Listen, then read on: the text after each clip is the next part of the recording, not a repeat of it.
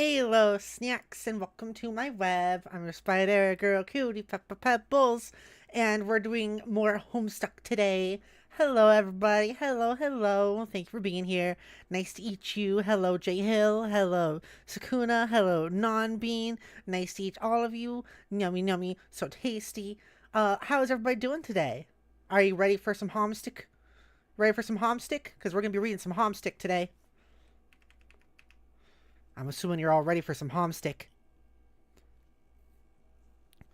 Jay Hill says, "Oh, I forgot I have power. I saw the blue and looked who else was here. It was me. I saw myself." Wow, you looked in the mirror and saw raw power. Sakuna says, "Hi, Pepper." "Hi, Sakuna." And Nambi says, "Hello, how are you all doing?" "I'm doing pretty good. It's been a good day today." I realized yet again I was on like too high estrogen for a little bit there, which is also why last week was so funky. But I'm doing better. I'm doing good. I'm doing happy. I'm jamming and I'm good and slamming and jamming and slamming. Sakuna says, "Hi, beautiful Pepper." "Hello, beautiful Sakuna." Non-Bean says, "I'm not doing great." "Oh, I'm sorry. I hope you feel better." "I'm sorry you're not doing great. Hopefully that changes, right?" Hi, Scarlet. OMG, is that the Pepper? Scarlet, yes, it is the Pepper. Hello. How are you doing? How are you doing, Scarlet? I was about to let the audience know. Snacks, I have a couple of new outfits again for Lux this time. I have a couple of new outfits. Scarlet, how are you doing? Oh my gosh. How are you doing? How are things? How is life? How is all of it? I'm gonna put on some music. Been working a lot? Oh yeah. Seems like you've been quite busy. I know that's what last time we talked you were also busy then. I'm assuming life has been a lot. I hope it's not been too much though.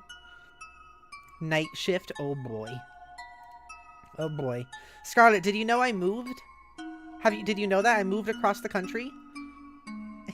I am in a different place now. I live in Arizona. I don't live in New England anymore. I live in Arizona. Everything's changed. Everything's changed. Snacks, you want to see my new avatar outfits? Maybe you should redeem Lux, and we can see if we can get it to happen. If you redeem Lux, maybe we can make it happen. Actually, let me see if those redeems are on. I should check. I forgot you moved to space. I'm not in space. I'm in Arizona. That's not space, it's Arizona. Arizona, not space.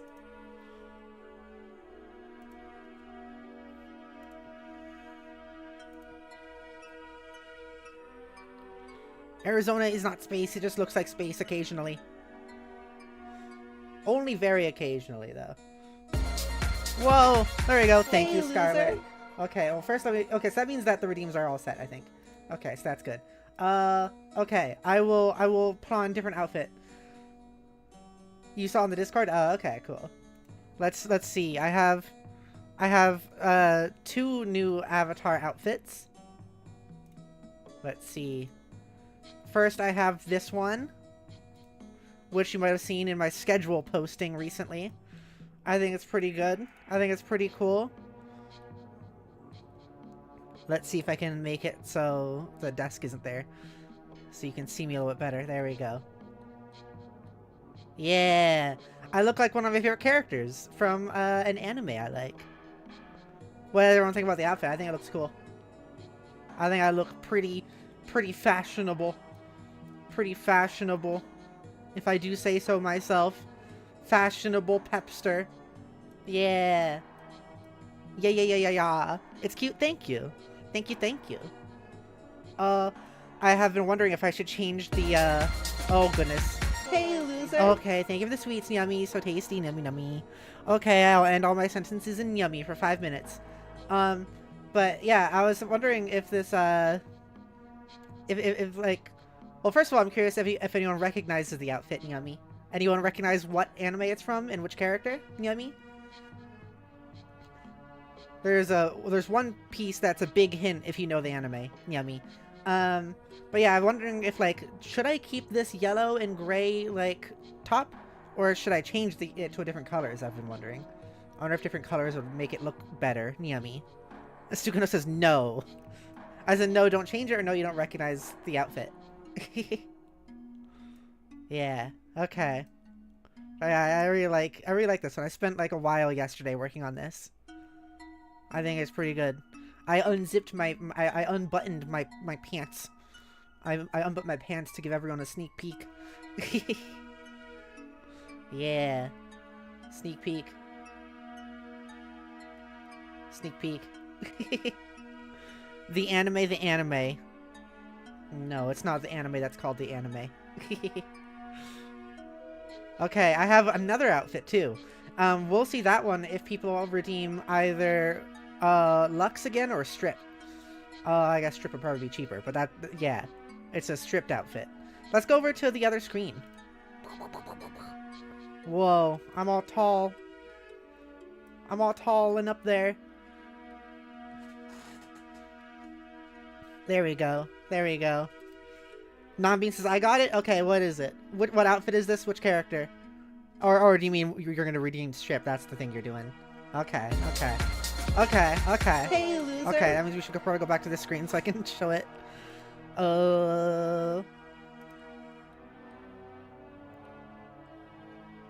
Okay, let me pull it up.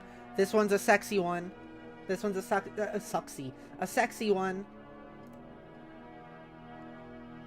Yeah, look at me. I'm all sexy. I'm all sexy and stripped. Yeah. I'm out at the beach. That's why I have my puss shades on. That's what I call these. They're my puss shades. So yeah, that's this outfit. It's a little bit more stripped. A little bit more stripped. Both of these outfits came about when I was trying to make clothing for the what is it? Clothing for the visual novel. And then while I was working on that, I also made these two, and I think these are pretty good. I still haven't fully made like a school outfit for the visual novel. I think we can do that on stream at some point. You look so cute. Thank you so much. Thank you, thank you. Okay, we can go back over to the gaming screen. This is what I'll wear if I go to the beach. I'll wear this. Yeah. I look pretty good. I look like a Final Fantasy character, I feel like. Right, Jodi? I think Jodi's listening to something, never mind. I look kind of like a Final Fantasy character, I feel like. Because sometimes the Final Fantasy characters, usually there's like this rule I like to follow, which is like, you can't have it be like small on bottom and small on top. Like clothing wise, you have to have something big on bottom and small on top, or big on top and small on bottom. But this is small on both, and I think those can work sometimes. Like if it's a beach thing. Like that's why it's a beach thing. Hey, Scarlet, what the heck is that? I see what you're trying to do. This isn't even a jump scareable stream. I'm not doing anything scary today. What are you trying to do to me? What the heck? Okay, let me put on the screen the thing.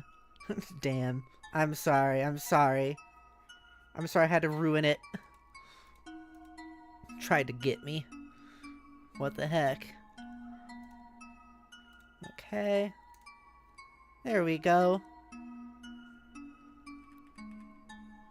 There we go. Okay. It is on stream. Okay. Let me make it a little bit. There we go. I think that's good. Okay. We now have the stuff on screen. We can see it. We can do it. We're gonna do it. It looks like we're starting off with Tavros. So that means that we gotta get some Tavros music. There it is. There we go. Some Tavros music. Very fitting. This is from like YouTube's audio library, and it feels very Homestucky, to be honest. So that's pretty good. You tried, it's okay. Thank you for trying to scare the pants off of me. Okay, Tavros, enter. Having narrowly dodged obliteration, you take your place as the page of breath in the land of sand and zephyr. Okay, so, oh, take a sip. Thank you for the sweets. I can do that. I can take a sip. Redeem sugar won't work because I don't have my sensor on at the moment, unfortunately. Sorry, Scarlet. But I did take a sip. Thank you. I am taking care of myself. I appreciate it. I'm trying to take care of myself with the sensor too, but my health insurance is being stupid. And I haven't had my sensor for like a month or something now. It sucks. I hate it. Okay. So also, just so everyone knows, we are on page 2348. If anyone wants to read along with us, that is where we are. And you can read along with us and enjoy the story. Or you can just watch the stream and enjoy the story from there. Okay. Let us go. And in time. Violence I do? What do you mean violence? What, are you enacting violence upon me, Scarlet? Whoops. Pester log. Oh boy. I fight with insurance, thank you, I appreciate it. Yeah, they've been really sucky lately. I had no estrogen prescription for a week, which was awful. I had some like DIY estrogen, luckily, but like I was without my estrogen for a week until I had to buy it just out of pocket because they just would not give it to me otherwise. Because like I ended, oh my god, it was a thing. I had no estrogen for a week because like, you know, your prescription runs out and you have to have it refilled. So I called my doctor like I usually do, and they were like, oh, okay, yeah, we'll have it sent over. And then it was sent over. I went to my Walgreens and they were like, yeah, there's actually like an insurance thing going on here. Oh. Hang on. I thought I had it. Never mind. I thought stream was being weird. No, we're good. Yeah, I went to my Walgreens and they're like, okay, yeah, we did get the prescription, but your insurance is not covering you for this dosage. It's only covering you for this dosage, which is 2 milligrams, which, if anyone knows, 2 milligrams is nothing. Like, the insurance only covers 2 milligrams, which is basically nothing. Like, that means that it is transphobic level of, like, systematic medical transphobia in that, like, 2 milligrams will not actually work. You need more than that. So I had to... So my Walgreens sent over a message to my doctors to try to get prior authorization and get that all figured out, so, like, it will cover it. And my doctors just didn't reply and didn't reply and didn't reply until finally I called my doctors and was like, hey, doctors, I've been without this medicine for a week. I need it, please. And they were like, okay, we'll try to send a message through to your doctor. We haven't gotten anything from Walgreens, which, like, of course they haven't. I'm suspicious. Jodi's suspicious. And they said, okay, this will take about 7 to 10 business days. It's already taken 7 to 10 business days. What do you mean? And so I had to just go and buy my estrogen out of pocket with money. Like, and I've been emphasizing, what if it was like insulin? Like, if it was insulin and this happened, I would be dead. Genuinely. It's awful. It's bad. It's not good. I'm lucky that I had some, like, leftover DIY estrogen from a friend. So that helped. But that was all sucky. And also with my sensor, it's not even listed as a medication anymore, and I don't know what's going on. So I can't get my sensor to check my blood sugar through my phone. I can only check it through pricking my finger right now. It's very aggravating. Very aggravating. Okay, anyways, let's read. And in time. Page 2349. Okay. Tavros. Go outside and look at what I built for you. You're going to flip. Okay. I think this is probably meant to antagonize me. What are you talking about? Look at my beautiful building. Don't you think it's about time someone got a little creative with this game? Maybe. Everyone always wants to do things the boring way. Didn't we make a truce, Tavros, that we would try to be less boring from now on? You don't want to break your truce with me, do you, Tavros? No. Great. Now get climbing. Please don't read this as a boring thing, I hope, but it's physically impossible for me to do that, mostly. Oh, man, I knew it. Toria Snooze is back in action. Why don't you, in like a not boring way, build more inclined surfaces like you did over there. Maybe you could color them with fun colors, so you won't think they're boring and get angry at me some more. I built that ramp because we were in a hurry to save your life, remember? A dead Tavros is even more boring than an alive and crippled Tavros by a slim margin. My stair structure is lovely and I'm not changing it. Now hop out of your wheel device and get climbing. Climbing. Or crawling, whatever. Stop being so helpless, it's pathetic. It will take a long time. What's the rush? You're in the game, safe and sound. Look in the sky. Do you see any meteors? I sure don't. But there are imps around, and I'll be sort of defenseless lying down on the stairs. You did not just use that excuse. We both know you can commune with these things. Hey, why don't you psychically command them to carry you up? Oh my god, that is a great idea. Once again, leave it to Vriska to come up with the creative solutions. I wouldn't really want to make them do that. I just don't understand why we can't do this the easy way. Vriska sucks! And I love her, but she sucks! I forgot how much she sucks in this way. What good would that do you? Whatever the purpose of the game is, it makes you work hard for it. That way you become stronger along the way, and you are better prepared for whatever's next. Remember when we used to flarp together? It was the same exact principle, and that's why you were always outmatched. You were too soft and not well prepared. Nothing comes easy, Tavros. That is why we go through the trials in the brooding caverns when we are young, to make sure we are strong when we come out. Do you remember the trials, Tavros? Not very well, no. Well, I do, and they were a bitch. But now that I think about it, it would make perfect sense if your trials were really easy by some mistake. That is why you are such a soggy phlegm sponge, and why you got picked by such a sad, frail little Lucis.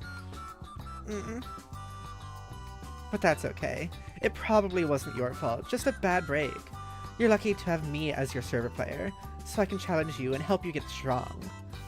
Now hop up out of that seat and get climbing. I will deliver the device to you once you're at the top. Climb, Poopa, climb! Maybe I should ask Tinkerable about this. He's really smart now that he can talk. No, you don't need help from your lame bull fairy. He's only holding you back. He is my friend. God, pathetic. This is getting frustrating. Why did I have to get stuck with the... Weird thing, don't say that, Vriska. Why did I have to get stuck with you? Just my luck. Do you have any idea how inconvenient this is? Do you have any sympathy for what I'm dealing with here?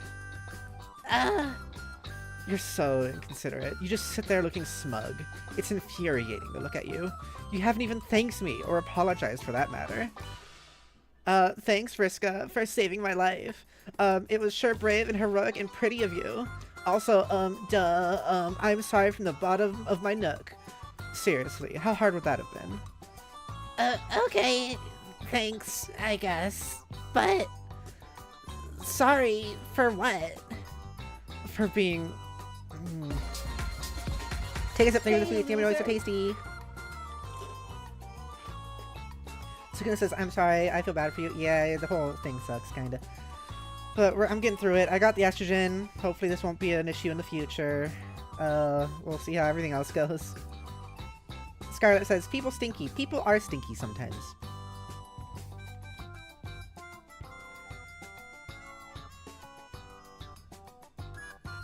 For not being able to walk, you ass. You want me to apologize for being paralyzed? Yes, say you're sorry. I don't mean to be rude or boring, but that's ridiculous, given, the circumstances.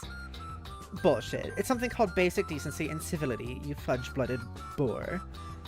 Now, get on your useless wobbly knees and apologize. No, I don't want to. No.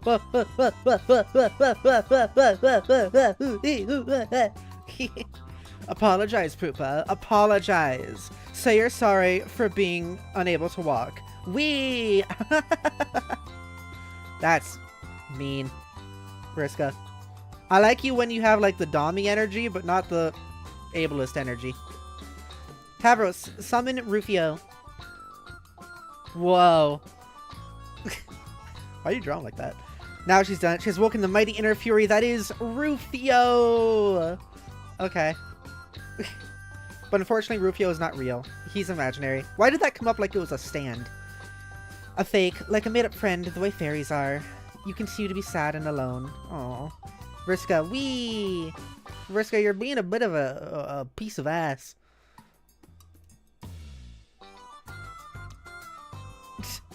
Uh-oh.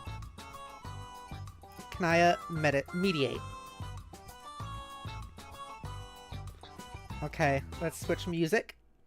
Because now we have Kanaya doing something. Hey, what's your deal? Shouldn't you be helping me out of this gem instead of fussing with my plumbing? Just presenting a floating reminder that Tavros will need plenty of inclined surfaces for his ascent. That's silly. I made so many ramps you wouldn't even believe it. I specifically decided I wanted to build something ugly and boring. It is now the land of ramps and yawns. He's reported otherwise. That lousy snitch. Maybe I should take his computer away so he can't go crying to fussy things anymore. Maybe I should upend this load gaper over your head. No, don't. I'm still learning the interface. It could happen accidentally at any moment. I'm only trying to help him. Think of another way to help. Fine. I'll do something nice. I have an idea. I'll be right back. And for the record, I was going to do this anyway. I was just trying to make him better at player first. Gonna redo that one. And for the record, I was going to do this anyway. I was just trying to make him a better player first. Okay. In the meantime, how about I serve my client player the way I think is best, and you can do the same for yours? I thought I was. Vriska, scurry downstairs. Okay, so now we're back to Vriska. So we gotta put on Vriska music.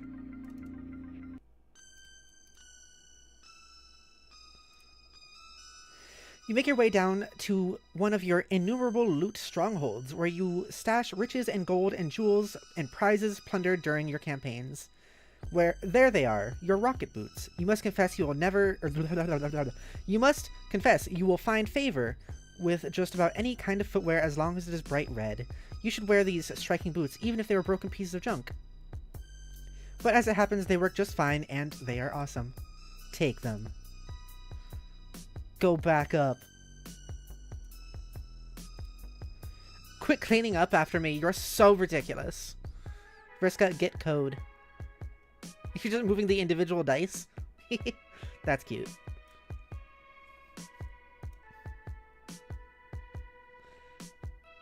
Oh. Push shoes. Okay. Send code. Push shoes. Tavros alchemize. Tavros fly poopa. Poopa. It's like booba, but with poop. Whee! Good job. Fly! And again, in time. Okay, now we're back to Tavros. Tavros music again. Tavros lead fearsome entourage into ruins. Commune. Tavros confer with teammate. Yes! Another piece fits! You're making some strict progress on this puzzle. Oh, that's cool, I guess. So, where do you think is the next one? I don't know. Probably buried in the stupid sand somewhere like all the others. Okay, that's mostly what I was thinking too, but it suddenly doesn't sound like you think the puzzle is cool. The puzzle sucks. All these puzzles suck. If I have to help you put one more dumb slab of boring rock into another stupid wall indentation, I'm going to put an indentation in my desk with my face. But it looks like a frog, and that's kind of fun. Snore. These puzzles are for wigglers. I solved way better puzzles than this in my heyday as Mindfang. Oh, look, some ruins. Oh, look, another mysterious recess in the wall. I wonder if something fits in there. It probably just opens a secret passage to more wall indentations. I'm so over this puzzle. But they are necessary to solve, aren't they? To find new magic artifacts and things, and learn more about the lore of the land? Havros, let me let you in on one little secret about the lore of your land. It's boring. Mm, The minds of your consorts are very soft and impressionable, as easily manipulated as all those imps you've been bossing around. I have picked apart their little tiny little lizard brains and seen through all the smoke and mirrors of their riddles. I've gotten to the truth they are guarding, the great big mystery behind this planet. And you know what it is, Tavros? no. It's bullshit. Meaningless, boring, fanciful bullshit wrapped in flowery poems to keep you guessing. It all leads to one thing anyway, and that's what we should put our attention on. Real gamers cut to the chase. They power through all the nonsense and go for the gold. They cheat, Tavros. It is time you learn to start cheating. I thought I kind of was cheating by making friends with monsters. Well, it's a good start. You are bending the rules and getting stuff done. Okay, I will admit, I'm fairly impressed with your progress so far, even though you still probably haven't even killed a single enemy.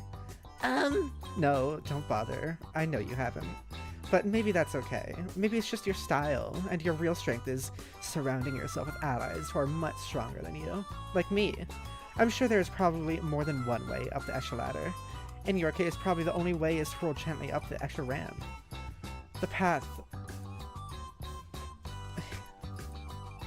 Yeah, I agree. But I think it's time to stop fucking around. You need to be challenged more. I have been designing a quest for you that should test your true limits. Oh, is that what you were doing all this time? Yes. I mean, not that I don't appreciate it, but don't you have your own quest to do? Yeah, well, after she got me in the game, Kanaya just left me in the lurch. Probably because she's dealing with her own crisis now. Which is just as well, because I was starting to get nannied hard. You wouldn't even believe it. Nannied. So I had some time to kill. I drew you a map. Whoa. Here, take a look. It marks what will be your new destination, where you will find the ultimate challenge. Tavros, look at map. Whoa. More boring puzzles, ignore them. Snore. To the gate, go here. Okay. Where does it go?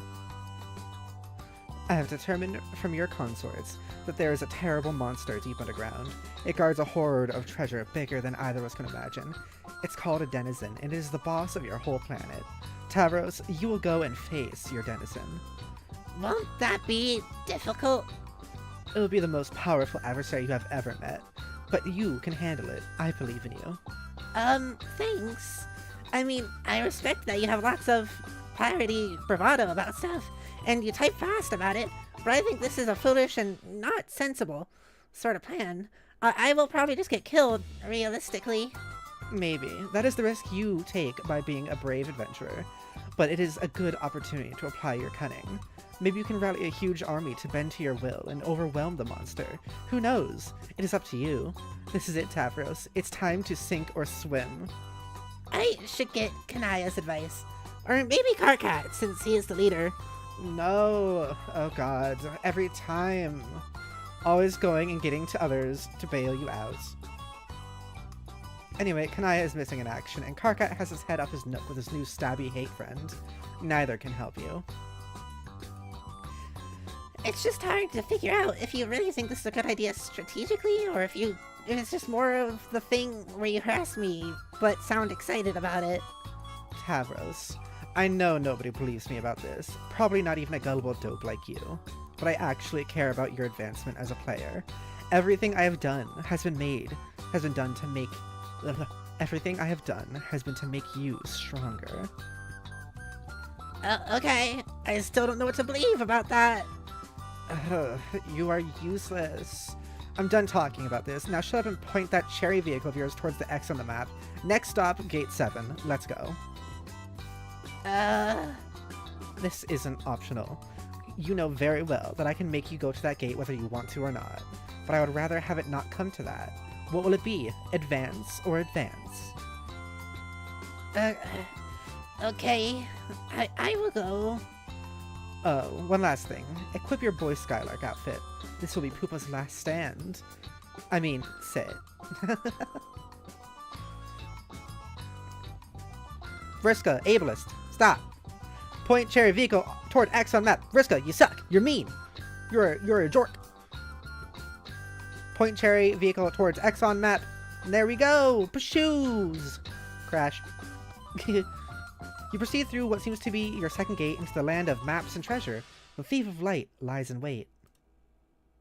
Oh. This is interesting and weird and confusing. Huh? It's in the web. Nice.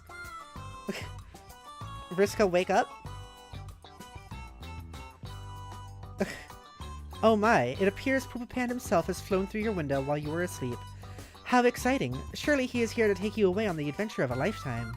He is more dreamy and heroic than you ever imagined. I like the dress. That's a nice dress. But what's this? It seems the legendary boy Skylark has misplaced his shadow. He's looking everywhere for it. To no avail. He is having a devil of a time, what with being paralyzed from the waist down and all.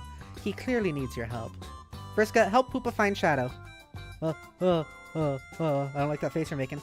Poopa, you truly are a silly goose. Your shadow has been trapped underneath your useless torso the whole time. Honestly, where else would it go, or would it be, you stupid sack of shit? Vriska, this is so much. It's like reminding me of the that recent animation I released. Like, that's her personality, except meaner. Boop boop. Boop boop. Boop boop. Of course, the secret to reuniting with your shadow is to take it up and walk around. And play and dance and frolic. Your shadow will surely join in your, gaiety. Gaiety? Gaiety? Gaiety? I gotta search up that word. Gaiety. Gaiety. The state or quality of being lighthearted or cheerful. Okay.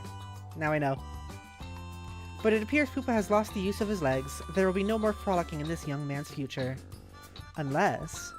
Vriska, apply special stardust. Why... Did she, like, just change and then pretend to be asleep? Is that what happened? Like, while he was flying? Everyone knows that just a pinch of special stardust along with a happy thought will allow any boy to get up and walk again. Everyone knows this because it is in the classic tale, Poopa Pan. Young Poopa flies through the window of a fairy girl's respite block, falls on the floor, and has trouble getting up like an enormous pansy. Okay. The fairy girl then helps him walk again, and in return, he teaches her to fly. Even though she probably already knows how to fly, because she's a fairy. They fly out her window together and have magical adventures for many sweeps thereafter. To be honest, you hardly know a damn thing about Poopa Pan, but you do not care. Poopa remains as pathetic and useless as ever. The stardust did nothing, probably because it was just a glittery powder with no magical properties whatsoever, and it's basically bullshit, because in case it wasn't clear, magic isn't real and neither are miracles. Or, it could just be that Poopa has failed to have a happy thought. Your duty is clear. You'll have to make him have happy thoughts. Vriska, make Poopa have happy thoughts. We're doing a lot of Vriska, so I'm going to switch back to the Vriska music. I am thinking about finding different Vriska music. I know I've been doing a lot of, like, changing up music, but I think knowing her character and remembering a bit more stuff, I kind of want her to have more of a, like, rock-style music. Oh, so I'm going to see if I can find something like that. I can do that with all of you if you'd like, yet again, snacks. JL says that is a threat, like, obviously is, but still. What is a threat? Anyways, let's see, okay, so we want genre, I want to be rock, and I want, like, the mood to be dark, maybe? Calm? One of those two, I think. Make him have happy thoughts feels threatening. Yeah, it does. That is how Vriska is, huh?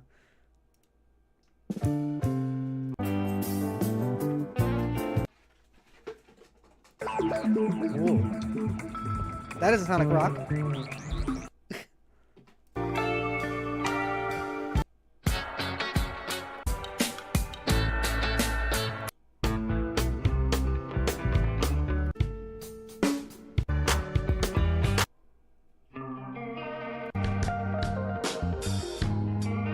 I like this song.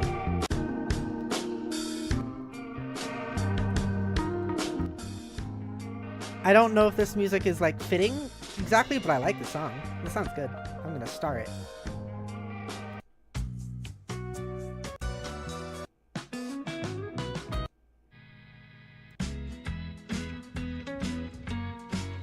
Maybe calm isn't the right thing here.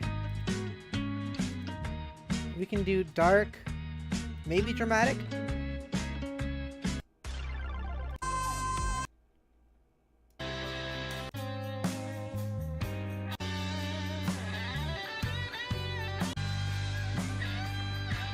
Maybe.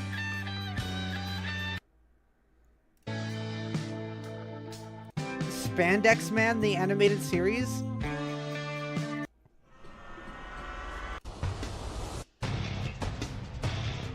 It's pretty intense for the name.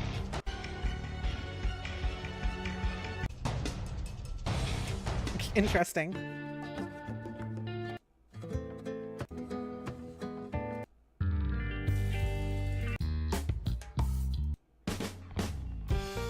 I want something with a bit more electric guitar.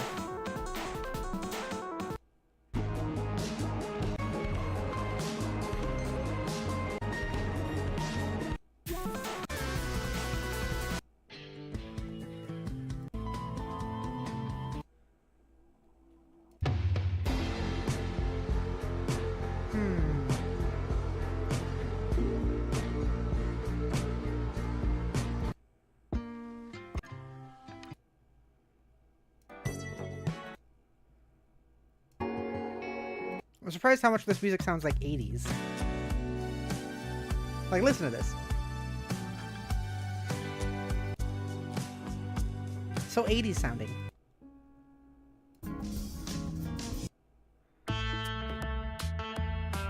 Maybe instead of dramatic, we should have it be angry?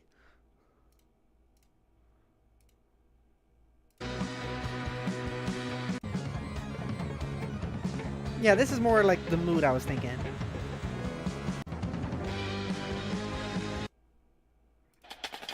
I can tell we need to talk about things, so I'll let you start. Yes, I'm listening. Oh, I understand that. You need help with what you say?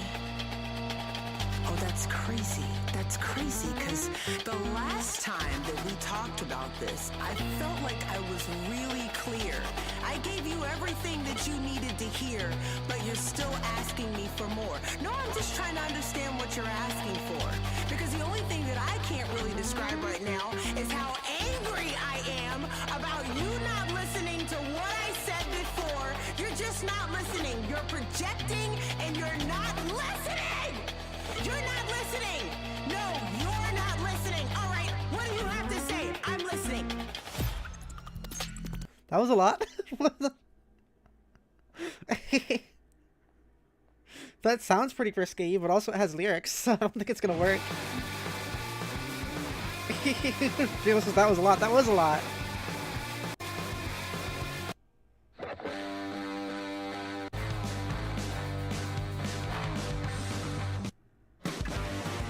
Some good beats here. Ooh.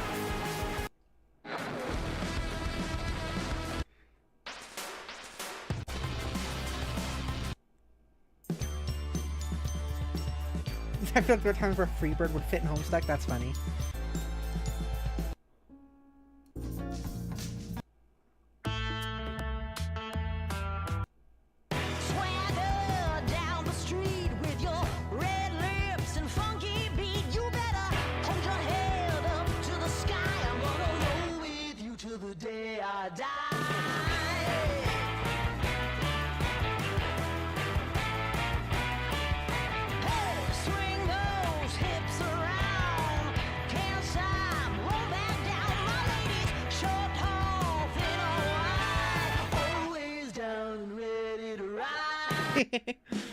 Also seems fitting, but like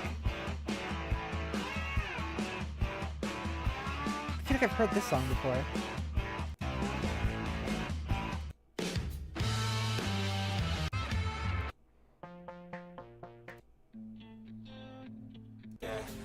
A lot of them were singing.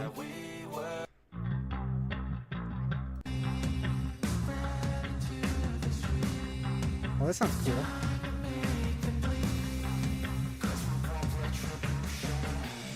Wait, I think this is the one I used in that one Sunday driving episode. Yeah, it is.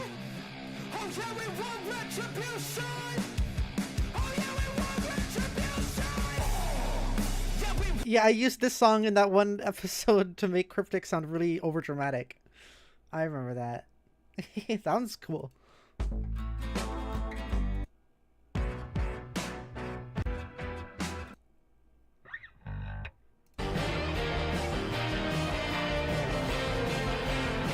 Oh.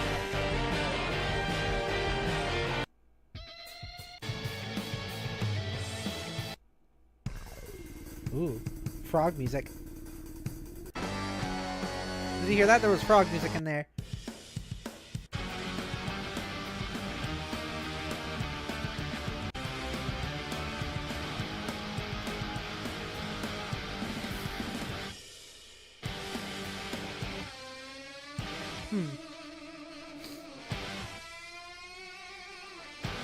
Maybe. It's like these are good and also a little bit too much. Oh. And you're not listening. Yeah, not listening. Yeah, I remember.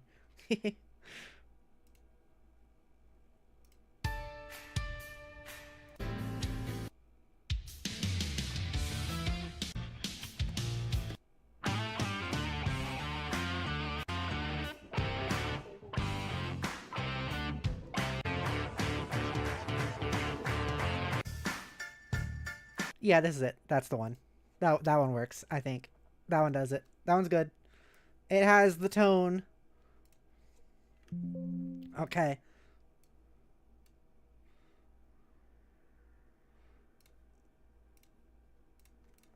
That'll be the new Vriska song. Vriska took a while to figure out, honestly, interestingly enough. Kind of surprised at how much it took to figure out Vriska while, like, doing the voice and also the music. Had to go through a few different iterations there. Okay. Okay, we're good. Poopa remains as pathetic and useless as ever. Oh, we already read this. Okay. Vriska, make Poopa have happy thoughts. I love you, Vriska. You freak me out a bit, and that's cool. Oh.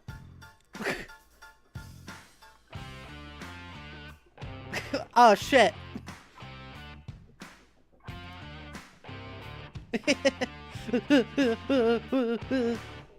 See, this is why I want to be like Vriska, just without the ableism. I want to freak people out like this.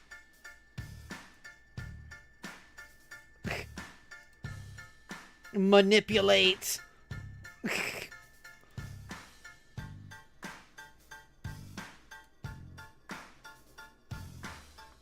Kanaya, deal with your own crisis.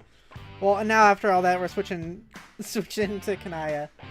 That was a good moment. I like that. I like that Vriska moment because it's like it's the type I want to be. I want to be like a freaky. I want to be freaky. I like Vriska. Vriska is gender except for the ableism.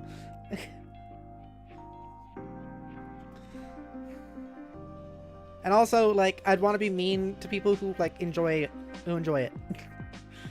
Can I deal with your own crisis? Phew, crisis resolved. It was no doubt harrowing and suspenseful. But in the meantime, you have left your client player in the lurch. Ideally, she has not gotten herself into too much trouble.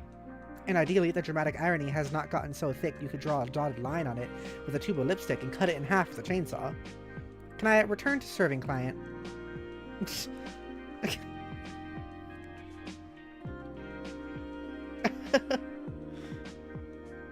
Oh, also I like how like there's this plant back here and then over here it's drawn. That's funny. Yeah, no, that's an accurate reaction. That's pretty accurate. I agree. Uh-oh. So that's why she had you make this dress for her.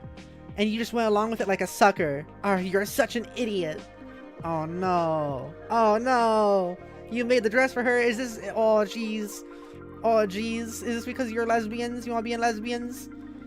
Mother Sprite. There, sweetheart.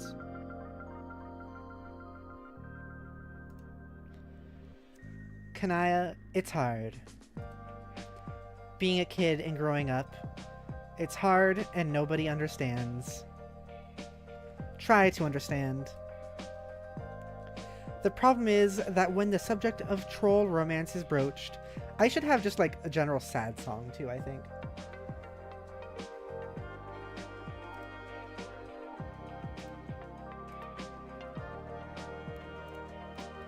Hang on.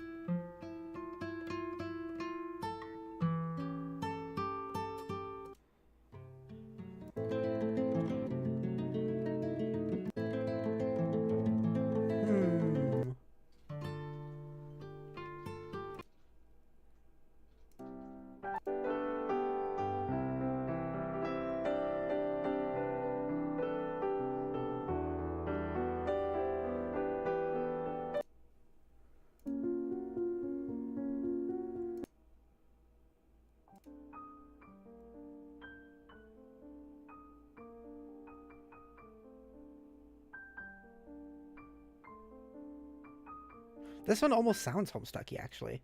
Sounds like that one song. Weird. Okay, we'll use that one. I'm just gonna label it, oh, sad. Okay, so we can have some more of these emotional moments without, like, having such, like, a silly beat going on in the background sometimes, you know?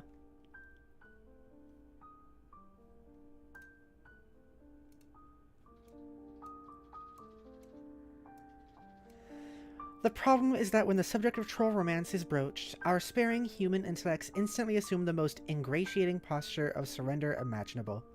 But we will do our best to understand regardless.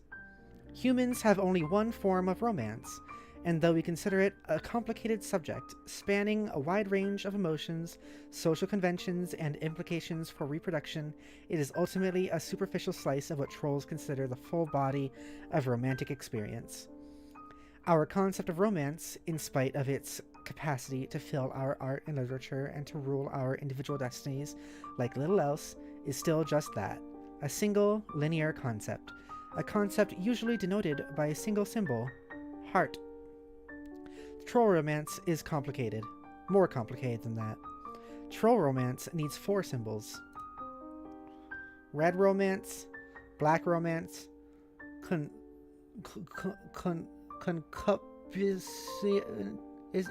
concupiscent, conciliatory. Their understanding of romance is divided into halves, and halved again, producing 4 quadrants: the flushed quadrant, the caliginous quadrant, the pale quadrant, and the ashen quadrant. I know this one's pale. Each quadrant is grouped by the half they share, whether horizontally or vertically, depending on the overlapping properties one examines. The sharpest dichotomy, from an emotional perspective, is drawn between red romance and black romance. Red romance, comprised of the flushed and pale quadrants, is a form of romance rooted in strongly positive emotions.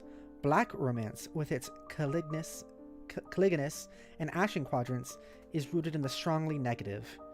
On the other hand, the vertical bifurcation has to do with the purpose of the relationship, regardless of the emotions behind it.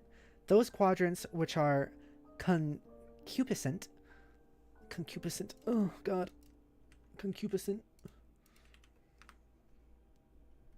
Concupiscent. That sounded angry. Concupiscent. Why are you so angry, Google? Why are you so angry about this? Concupiscent. I'm sorry. Apparently it means filled with sexual desire. Lustful. Okay. Those quadrants which are concupiscent, the flushed and caliginous, have to do with facilitating the elaborate reproductive cycle of trolls. Those which are conciliatory, the pale and ashen, would be more closely likened to platonic relationships by human standards. There are more parallels between human relationships and the various facets of troll romance. Humans have words to describe relationships of a negative nature or of a platonic nature. The difference is, for humans, those relationships would never be conceptually grouped with romance. Establishing those sort of relationships for humans is not driven by the same primal forces that drive our tendency to couple romantically. But for trolls, those primal forces involve themselves in the full palette of these relationships, red or black, torrid or friendly. Trolls typically feel strongly compelled to find balance in each quadrant and seek gratifying relationships that each describes. The challenge is particularly torturous for young trolls, who must reconcile the wide range of contradictory emotions associated with this matrix, while understanding the nature of their various romantic urges for the first time. Of course, young humans have this challenge too, but for trolls, the challenge is fourfold. So their puberty is worse, is what you're telling me. Oh no. Oh jeez. Oh fuck. That means like a trans troll would be really having some sucky puberty probably. See, this is also a good example again of like how Homestuck kinda like gets itself attached to teenagers so often who are kind of going through this stuff IRL. It just describes a relatable experience. A relatable experience that is new to the reader, and as it is something that is just started for them usually. Examine flushed quadrant. Are they? Okay. I guess they're in love, apparently. When two individuals find themselves in the flushed quadrant together, they are said to be matesprits. Matespritship is the closest parallel to the human concept of romance trolls have. It plays a role in the troll's reproductive cycle, just as it does for humans. This is pretty obvious. Not much more needs to be said about this. Moving right along. Examine Caligulous quadrant. I see. Okay. Oh yeah, she's so awesome. When a pair of adversaries delve into this quadrant, they become each other's kismesis, or kismesis. As one of the concupiscent quadrants, it plays a role in procreation as well. There is no particular good human translation for this concept. The closest would be especially potent arch rivalry. Hate fucking. That's it. There's words. For instance, human players would never be able to adequately diagnose the relationship between the queen and her arch agent, but troll players could immediately place it as a dead ringer for kismesicitude. They would think we were all pretty stupid for not getting it, and they would be right. J-House says, hate fucking. Yeah. Yeah. Trolls have a complicated reproductive cycle. It's probably best not to examine it in much detail. I don't like this image. They need to seek out concupiscent. Angrily say it for me. Concupiscent. Thank you, Google. I'm sorry. I'm sorry, Google. I'm sorry. I'm sorry if I upset you. The need to seek out concupiscent partners comes with more urgency than typical reproductive instincts. When the Imperial drone comes knocking, you had better be able to supply genetic material to each of his filial pails. If you have nothing to offer, he will kill you without hesitation. Oh, that sucks. What if I don't make anything anymore? That's what happens with transition. I don't make much down there anymore. What'd I do? What happens to me? I die? The genetic material, without going into much detail, is a combinative genetic mix from the matesprit and kismesis pairs, respectively. The pails are all offered to the mother grub, who can only receive such pre-combined material. She then combines all of it into one incestuous slurry and begins her brooding. Why do you call it that? This doesn't mean the initial combination was for naught, however. In the slurry, more dominant genes rise to the fore, while the more recessive find less representation in the brood. Especially strong matesprit and kismesis pairings yield more dominant genetic material. The more powerful the complement or potent the rivalry, the more dominant the genes. Weird. Troll reproduction sure is weird. Yeah, that's what I just said. We all take a moment to lament how pedestrian the human reproductive system is, and further lament that the phrase incestuous slurry is not a feature of common parlance in human civilization. Yeah, it isn't. That's what I was saying. JL says, the more I look at the new outfit, the more I think it reminds me of Lara Croft, and I ain't sure why. I can see it. She kind of wears stuff like this sometimes. Yeah. And this is why buckets are such a meme in the community. Yeah. Yeah, it is. Oh, God. I remember at one point, hearing, like, like an NSFW, Homestuck thing. And in it, one of the characters was like, quick, get the pail. It's really funny. Oh, jeez. Oh, God. Examine Ashen Quadrant. Let's get out of here. Three of them. This quadrant involves a particular type of three-way relationship of a black romantic nature, falling on the conciliatory. Are you gonna say this one angrily at me too? Google. Conciliatory. That was a whole different voice. Conciliatory. Intended or likely to placate or pacify is what it means. Falling on the conciliatory side, it has no bearing on the reproductive cycle except for indirect ramifications. When two trolls are locked in a feud or some otherwise contentious relationship, one can intervene and become their auspicious. The auspicious mediates between the two, playing the role of a peacekeeper, preventing the feud from boiling over into a fully colliginous rivalry. So she was upset because she failed that, I guess. Since such lesser feuds are quite common among trolls, there is a significant need for auspicizing parties. Without them, too many ashen feuds would become colliginous and begin to conflict with other exclusive kismesis relationships, leading to a great deal of social complexity and sore feelings, even more so than black romance usually involves. Without auspisticism, the result would be widespread black infidelity. Oh, I see. Why does Tyros look like he's vibrating on my end? It's because they all are. That was true for the other pages as well. See, they're vibrating. See, they're vibrating. Vibrating. Just like he's obviously not, but it doesn't all see. I know they're all vibrating. They're all definitely vibrating. It's probably just harder to see for all of you because it's like a smaller screen if you're watching on your phone.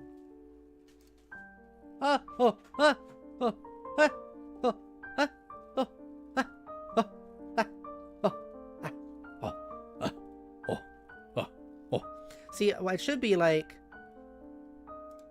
Oh, can I copy this image and do a thing real quick? Because I feel like this is not exactly accurate to how it is. Like, I think I gotta do something here. I think I gotta do a thing. If I can. If I can.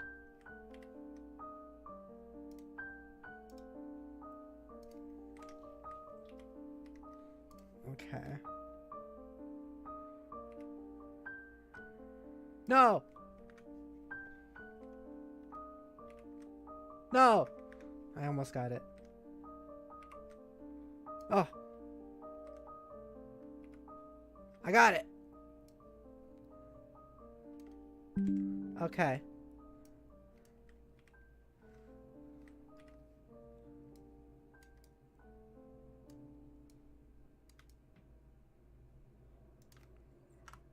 Okay. Snacks. It should be... I feel like it should be... like this. I think this is what feels accurate between these two. I think this is kind of what's going on here. Whoops. I want to line it up. Yeah, this is it. This feels accurate. This feels accurate.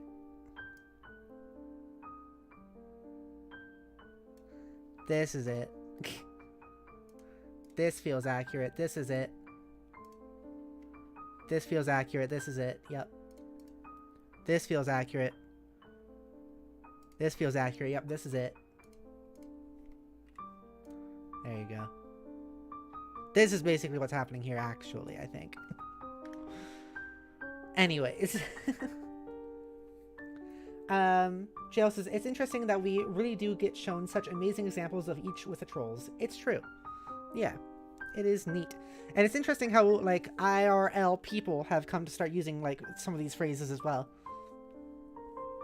The relationships each quadrant describes tend to be malleable, if not volatile, especially on the concupiscent half where more torrid emotions reside. It doesn't take much to flip a switch and transmute black rom feelings to red rom, and vice versa. In many cases, one party will have red feelings while the other has black, but will often more be the case that one's party feelings will swap to match the other's, since there is no quadrant which naturally accommodates such a disparity. Are you... Okay. That's kind of a weird thought, is that, like, oh, if what it's saying basically is when these two hate each other, or when she hates him, but he loves her, then it's gotta turn into one of the two. That's weird. But thereafter, it's not uncommon for us, it's not uncommon for the two to toggle between red and black in unison now and then. These scenarios naturally result in both red and black infidelities. This sort of relationship volatility is why conciliatory relationships are an important part of troll romance. Jeez, fuck,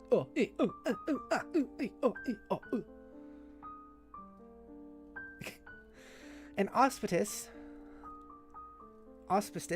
can stabilize particularly turbulent relationships.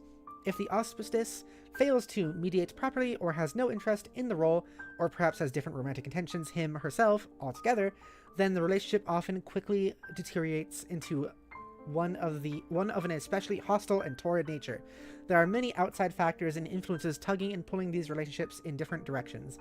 And unlike humans, who have very orderly, simple, straightforward romantic relationships without exception, trolls exist in a state of almost perpetual confusion and generally have no idea what the hell is going on. Being confused by troll relationships is one thing we have in common, though. So it's interesting because, like, I don't think, like, even in, like, a hypothetical world where, like, there's more than one, like, love quadrant, I don't think, like, emotions really work this way.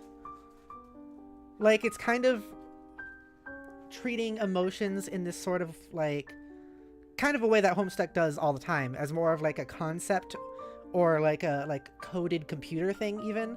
Like, this thing happens, therefore this has to happen. Which is not really realistic when it comes to emotions or relationships. And, like, I know this is also just because of how stories work. It's a reflection actually on humanity, even though, like, this is saying, like, humans only have one type of love, which is very also obviously untrue. We just have, like, one very, I guess, heteronormative language for it. Like, love is very, very complicated and detailed, which is, like, what this is a reflection of. It's just interesting that this also makes it out to be very, like, hard-coded and working in a very specific way. Like I said, like, in that, if like, two people like each other and one of them feels this way, this other thing has to happen. Like, step one has to equal step two, rather than, like, when we look at emotions IRL, it's like step one can equal thousands of different results, millions of results. Like, it's so varied. Examine pale quadrant. This quadrant presides over moralligence, the other conciliatory relationship. A reasonable human translation would be the concept of a soulmate, but in a more platonic sense and with a more specific social purpose. Remember the song I sang that I showed on stream when I was dressed up as Nebuda? That was about moralligence. Trolls are a very angry and violent race. Some are more hot-tempered and dangerous than others, to the extent that if left to their own devices, they would present a serious threat to society, or even to themselves. Such trolls will have an instinctive pale attraction to a more even-tempered troll, who may become their moirail. The moirail is obliged to pacify the other to function as the better half. The two partners in a strong pale relationship will serve to balance and complement each other's emotional profiles, and thus allow their other relationship to be more successful. It's often ambiguous, especially among young trolls, whether a bond formed between an acquaintance is true moral allegiance, or the usual variety of platonic involvement. Furthermore, romantic intentions of a more flesh nature can often be mistaken for paler leanings, much to the frustration of the suitor. But some pale pairings, as the one above, will be strikingly obvious to all who know them. So this is interesting also in that, like, this is I think a kind of light example of, like, fantasy racism in a way, where it's like, it's like talking about this one species as if you're talking about, like, animals. Like, we talk about animals in how we're able to observe them. Most people do tend to, like, see these observations and narrow it down to, like, this has to happen this way because that's how it works, because those are the observations. When still, even in, like, with animals, it is varied and different and can be a lot of the time unexpected. But, like, in a lot of, like, fantasy stories and sci-fi stories, when we have different species that aren't human, we are often made to look at them in the ways that we observe, like, animals, with those very strict rules, even though that, like animals, isn't really how it actually works. Like with this, like the whole thing of, like, they are inherently very angry and violent. And then when one is hot-tempered, it will seek out an even-tempered,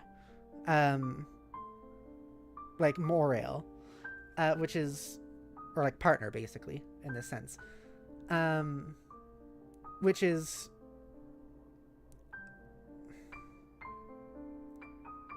very animalizing, I guess. And yeah, I don't know. It's an example we can see here. I think this stuff is still interesting, but it is, and like this sort of stuff is interesting to write about and make in stories, but you just gotta be careful, because, like, it is still fantasy racism.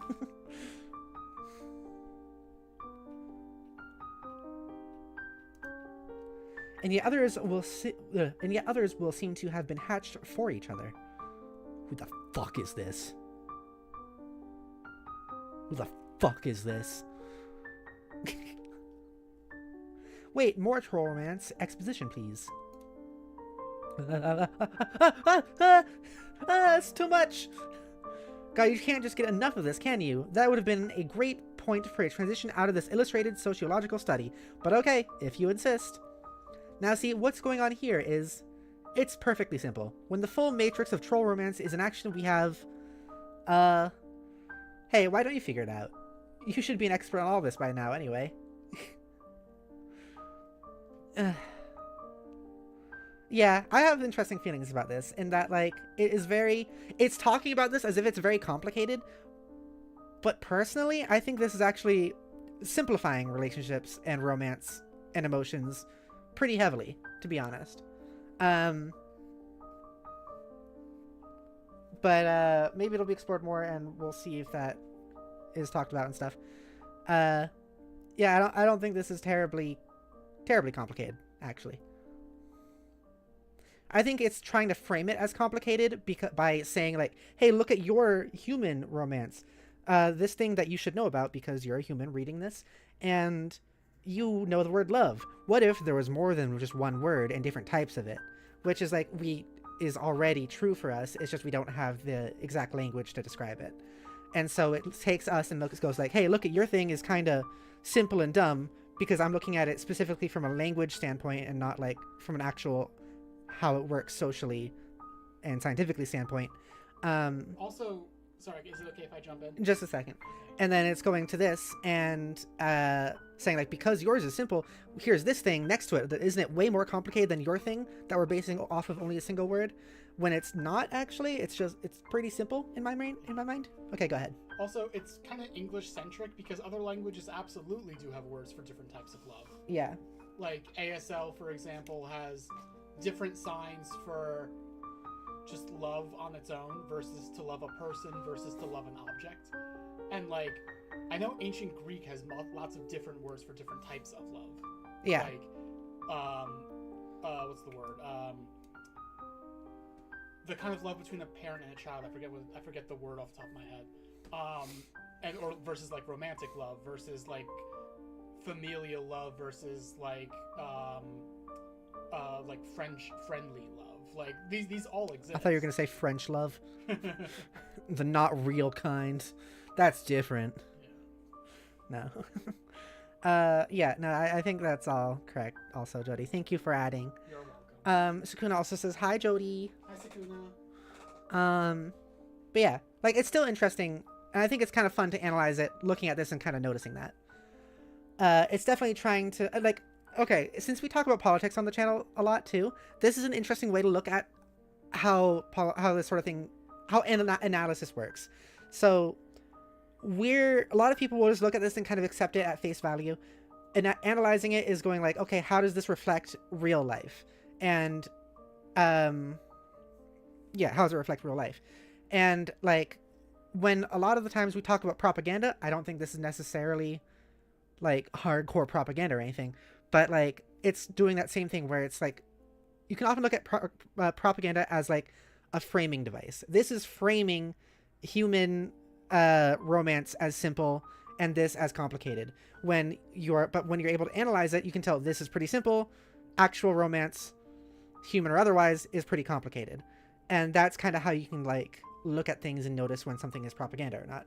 Like I said, I don't think this is necessarily hardcore propaganda. It still is trying to make an opinion out of things. But yeah, it's a good way. I think I'm using this as a good point here to like, this is a good way to look at things in the future when you're trying to figure out like, what is this thing trying to actually tell me? I think if this was a perspective being delivered by a character in the story, especially a troll, it would be. I would feel differently about it personally. Yeah. This being delivered by like a narrator is like, oh, you actually think human romance isn't that complicated, when like all of this is stuff that exists in human relationships. I don't understand what's supposed to be so complicated about it. Yeah, like in comparison, I mean, it's definitely comparing it more to like heteronormative, like Western culture and social standards around love, rather than like actual anything deeper than that, which is why this probably like struck pretty hard, especially at the time, was because like, and it connected with so many queer people, is because like they're like, oh yeah, the heteronormative like Western like idea of romance and love has always been very off-putting or standard for me, and this can be very much so a good way to actually connect to people, especially when it's their first time like being able to experience or see that other types of love exist. So like this is still could be very useful, especially in its time, and to people who are more, how do I put it, more closeted or more unsure in those ways, or kind of stuck in a bad environment. Yeah.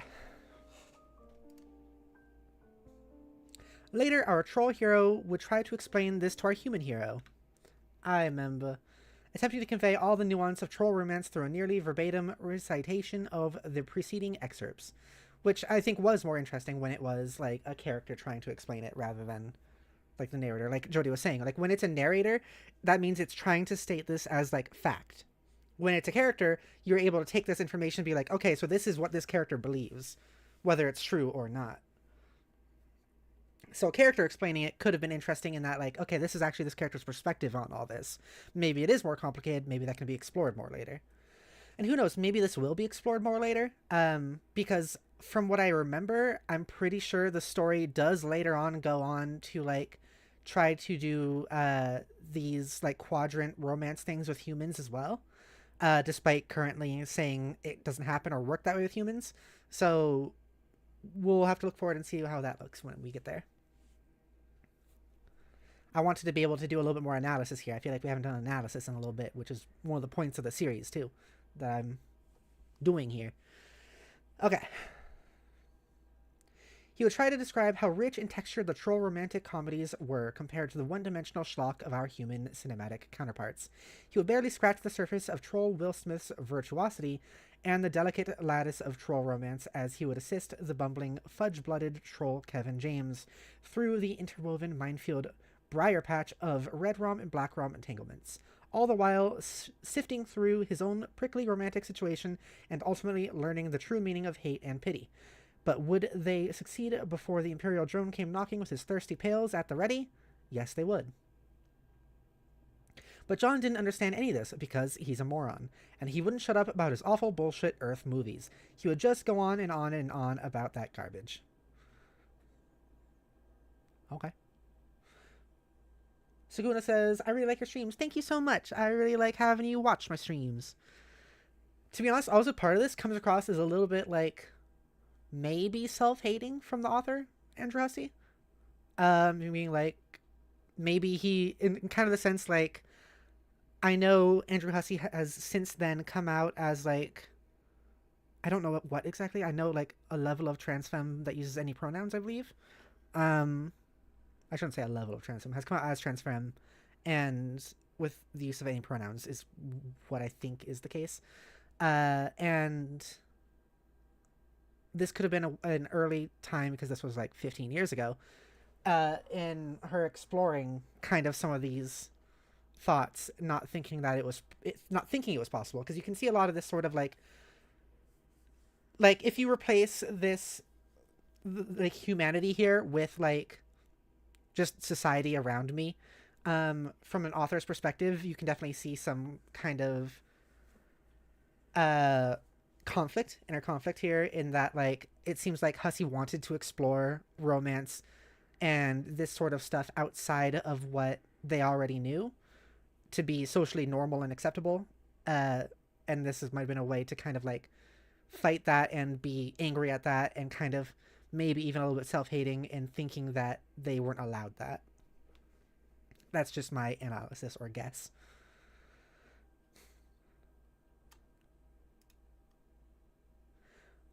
But if there was one theme to be hammered through his thick skull, it would be the troll's cultural preoccupation with romantic destiny. Yes, the romantic landscape is rife with false starts and miscues and infidelities, red and black.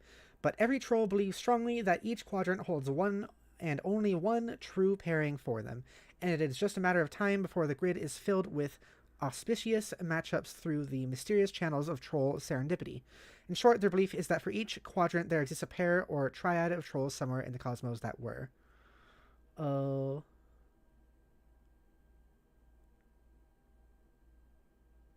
So that's framing it differently. Is this part's framing it as in like this, each troll believes this, not as in like this is how it works. So that could be interesting.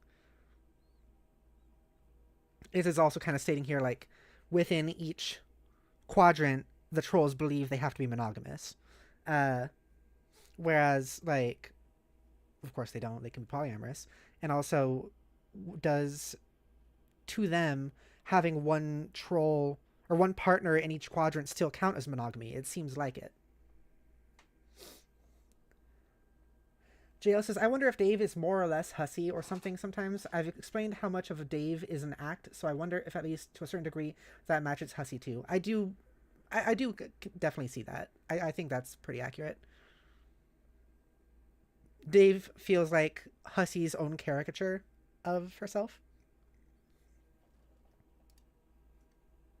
Made for each other.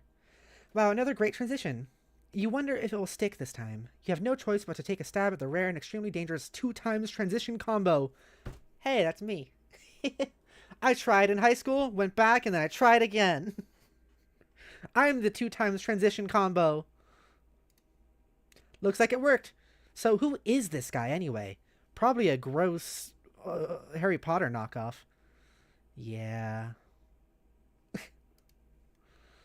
Yeah. I guess we'll get some more music here.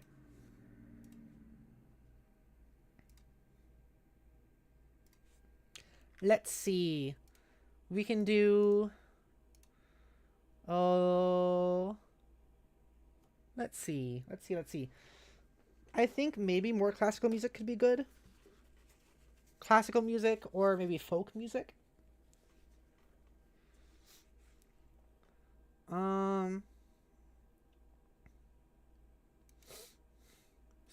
What is okay, I have a thought here. What does cinematic funky look like?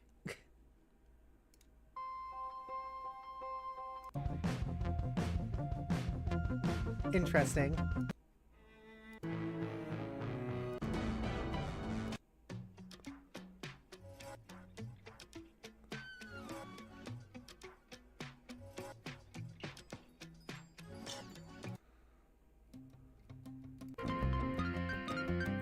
Ooh.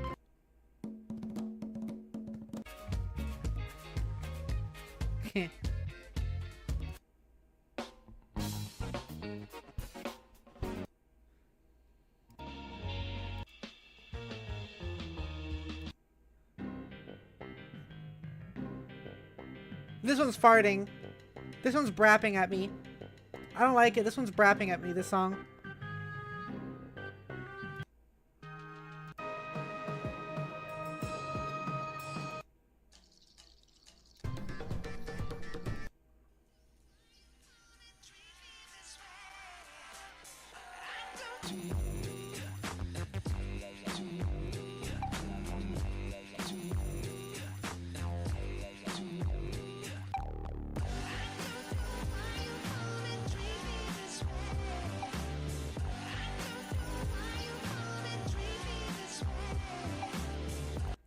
That sounds neat. Oh.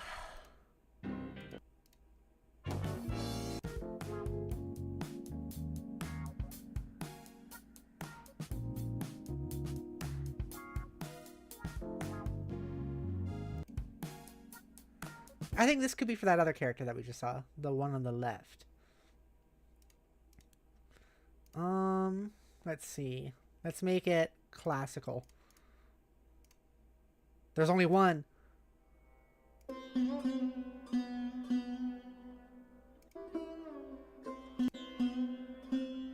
I don't know if I consider that music funky.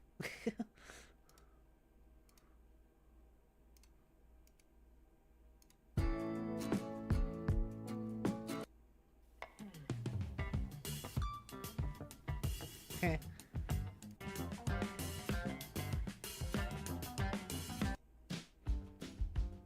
Oh geez.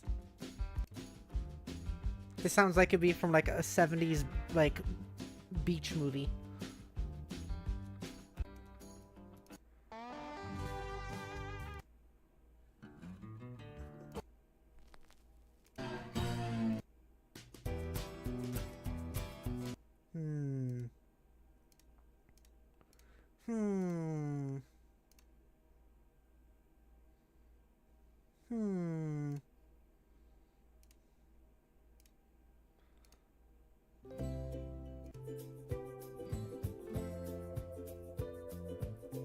I wish it kind of differentiated between country and folk, because I feel like those are different.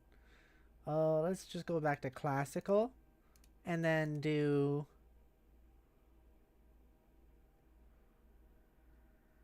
I don't know.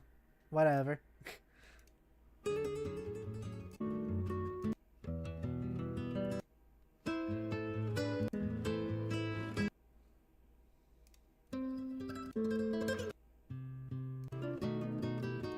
I want more piano. Okay. Oh, this one might be a little bit odd. Cinematic. Happy. Sure.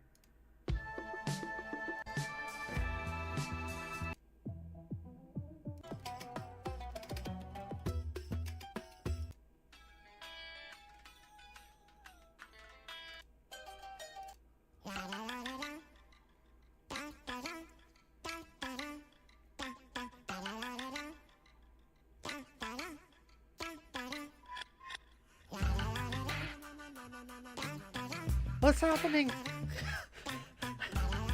What's happening? What is this?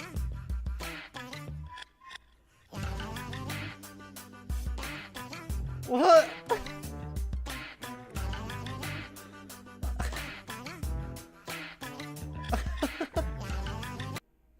I could definitely use that for something. I don't know what, but that's weird.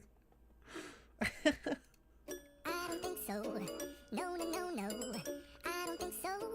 No, no, no. What is happening? What's this music? Ever gonna happen? I don't think so. No, no, no, no. I don't think so. No, no, no. What What the fuck am I listening to? J Hill says, I do know what that can be UAD for. What? What can that be UAD for?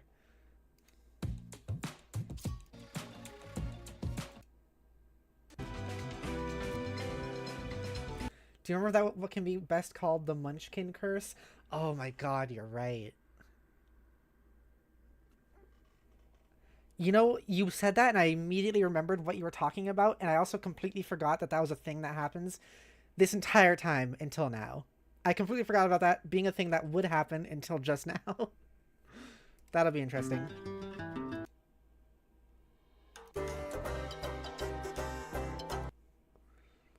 Oh. Bunch of Christmas music all of a sudden. Okay, let's... What if I just search up beach?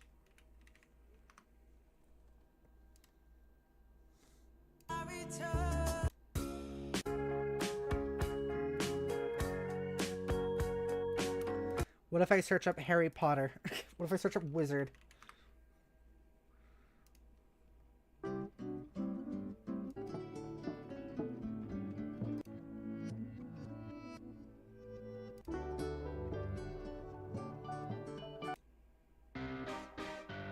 Oh, jeez.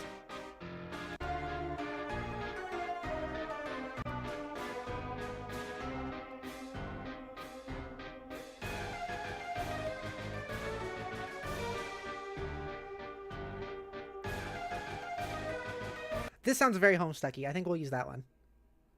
That's just Halloween Town music. I can see it. I think we'll use that one, though. Okay. What do we think this character's name is going to be?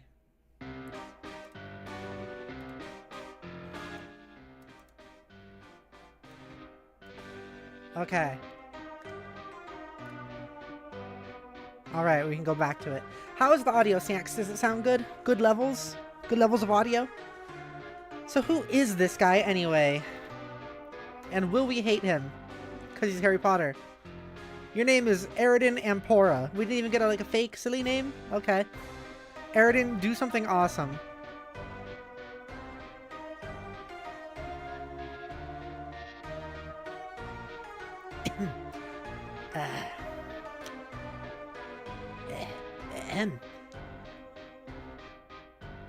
He's just looking at me. He's not doing anything awesome. He's just looking at me. Is that awesome? Is it awesome to look at me? His name is Body, Butter, and Desperation? What does that mean? Also, why did I read body as Bodhi at first? Wait for it. Wait.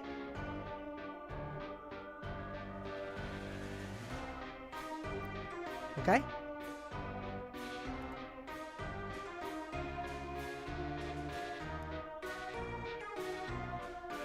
Uh-huh. Ah! There she blows!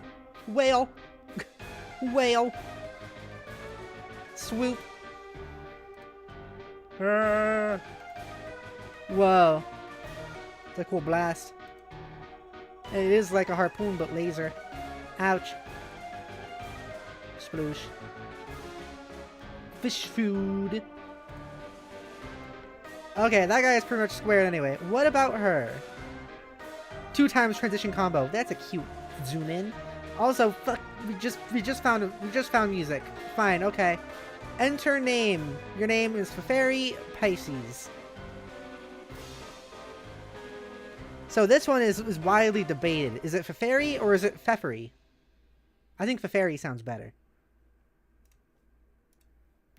Time to find music for her. Which I think we already kind of did. We found that other one that I can just go to. Oh, if I can find it. Was it this one? No. This one? No. Oh, God. I wish it would show the ones I starred, like, recently.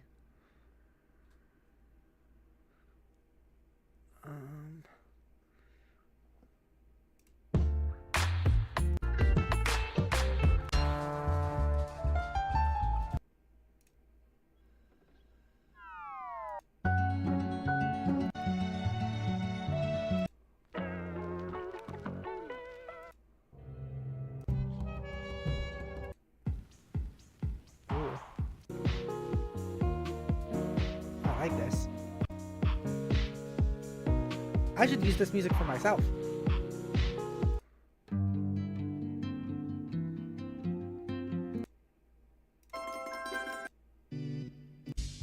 Does anyone remember what it was called? We were just looking at it. Whoa.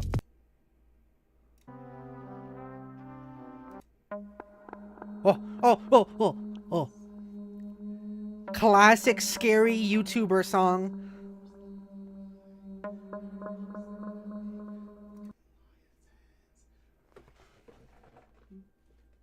Is it really good? Am I making noise? You were like whispering or something. Oh, sorry, my bad. It's okay.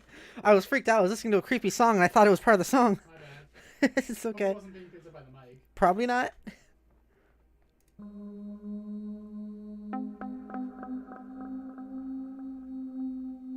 You can keep doing it if you want. I just wasn't sure if something was going on. I'm just listening to music, sorry. No, it's okay. I just thought you were trying to get my attention.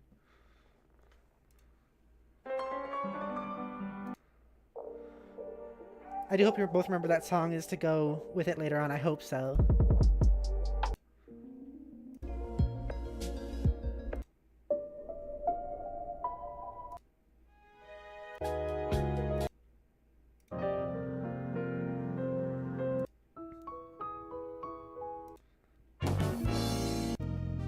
Was it this one?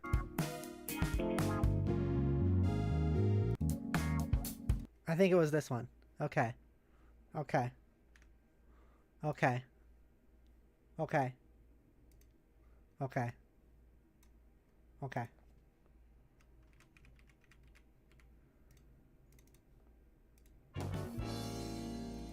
Okay. Here we go. Okay. Okay. Is that a good volume, Snacks? Your name is Fairy Pixies. Fairy, do something adorable. Wow! She's swimming! She's swimming! I think this picture was the thumbnail, wasn't it? Oh, it was. It was such a good guess. I had such a good guess. I guessed, like, oh, it's gonna probably be her. She's probably gonna be in this episode. And I searched up her, and I got this picture, and I got this picture. And I was like, okay, I'll use one of these two. And I used this one. But apparently either would have worked. Do something adorable. She's doing something adorable. Look at that smile. Look at that happy face. She's so happy. Sukuna says, yes, I like it. Hell yeah.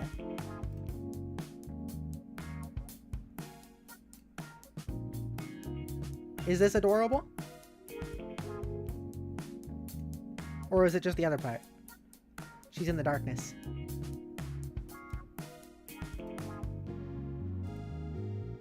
Whoa.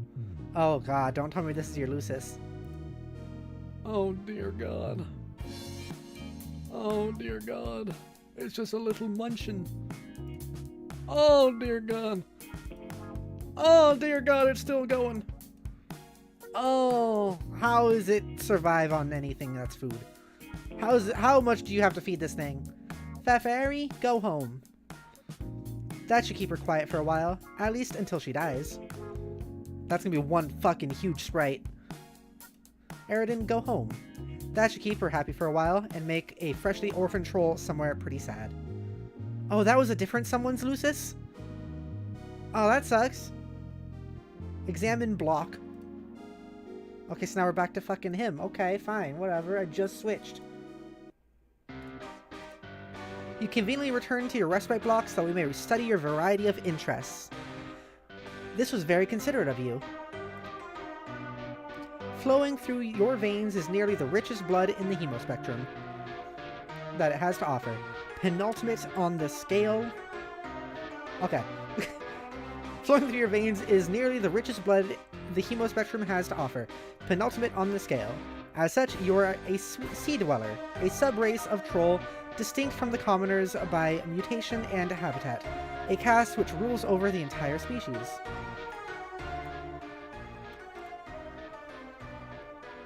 But ruling, in your view, is not enough. You have an overpowering genocide complex. No, Aridin! No, Harry Potter, bad!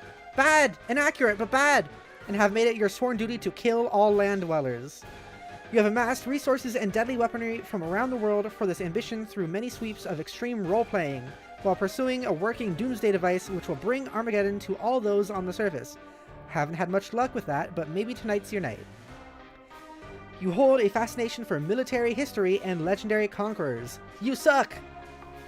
You have dubiously modeled your profile and exploits after the most notorious figures and their stories, which are bristling with the glory of victory and the sting of defeat and political machinations, and romantic intrigue. It is an image you are careful to craft through exaggerated emotional theatrics, and your penchant for mass murder notwithstanding. People tend to regard you as a bit of a tool. Fuck this guy. You also like magic, even though you know it to be fake. Like a made-up friend, the way wizards are. Made-up, make-believe, fakey fake fakes. It's still fun, though. Your troll tag is Caligulus Aquarium. Wait, Caligulus is not one of the romantic words? And you... Oh, I have to remember how I did the voice. You speak with a very weird and sort of wave-like sounding... I think I did like a Snape voice, right? Oh, you speak with a very weird and sort of wavy sounding accent. Speak with a very weird and sort of wavy sounding accent. Yeah, that. You hold off on doing anything for the moment on account of courtesy to fellow royalty. Feferi? Examine block. Okay. We're just switching back and forth between these two, aren't we? On the subject of courtesy, you also return to your block so we can get a better look at you. Again, quite considerate. Royalty sure is civilized. If you say so. There's another horsey that looks the same and has no eyes. What's up there? I don't know, but has a spade on it. A lot of cuttlefish, I think those are. You got 2 of them. Okay. You are also a sea dweller. You have the most noble blood possible, the only of your kind known to possess it, and the only to share it with a sea monster also known as the Rift's Carbuncle, emissary to the horror terrors, or in more hushed tones, speaker of the vast globe. This makes you the heir apparent for Alternian rulership, which ordinarily would place you in considerable jeopardy. Her imperious condescension would steer the flagship from the fleet and make an attempt on your life herself, if not for the protection of your monstrous Lucis. So, are you two... You're not siblings. And like... Okay, his color is different. His color is slightly more... like purple, while hers is a bit more magenta. Okay. Does that make her like the best above him? If not forewarned of your race's extinction by the whispers of that Lucis, you would have big plans for the throne. All the plans. All of them. You would redefine what it means to be culled in troll society. Under your rule, it would mean caring for the unfit and infirm rather than exterminating them, and you have put this idea into practice by culling the fauna of the deep. You tend to wild and beautiful aquatic hoofbeasts, grooming and feeding them daily. You capture and cage cuttlefish by the thousands for their own good, and also because they are funny and colorful and you love them. They often swim through the bars of their cages, but that is fine. You run your whole palace as a sort of wildlife adoption facility, even if the wildlife's need for care is dubious at best. And the practice really just amounts to an elaborate role-playing scenario. It's still fun, though. You would also look forward to using your reign to unite the two races. You were told you would do this one day by your Lucis, even if it does contradict her message of extinction. Oh well, you suppose not all prophecies can come true. Your troll tag is Cuttlefish Color, and you... Okay, how is her voice? Have a hard time getting really excited about practically everything. Everything. Something like that. Have a hard time not getting really excited about practically everything. Something like that. What will you both do? Eridan Fairy. Eridan Fairy. Do something ridiculous. Do something redonkulous. Yes. Yes. Fuck yes. Hell. Fucking. Fake. Yes. I like how it's drawn like this, which makes me just assume this is Andrew Hussey's just like drawings off, like, I don't know, just in his free time, you know? Eridan, bother for fairy. Okay. Ugh. I'm wondering if I should show one of the most embarrassing things I've made on the channel now. Since we have these two characters, should I show one of the most embarrassing things I've ever made that I haven't listened to for years due to embarrassment? It was a fan thing I made long ago. Long ago I made this.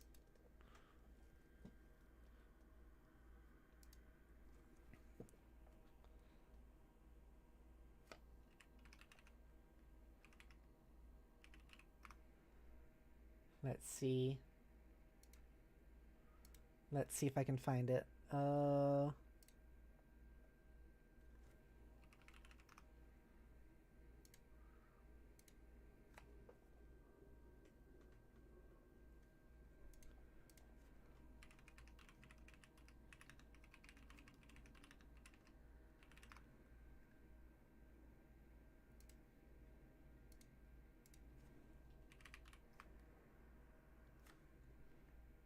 Hang on, I'm looking for it.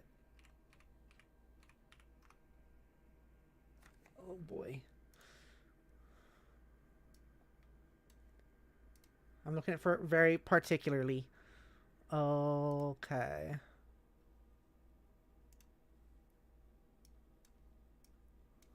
Bu-bu-bu-bu-bu.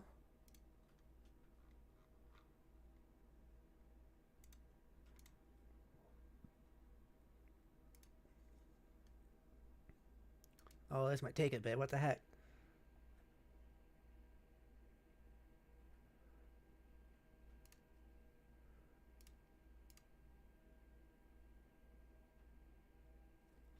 Sorry, Snacks. Just a moment while I look for something to embarrass myself with. Apparently, I also have 413 private videos, by the way. That's a perfect number.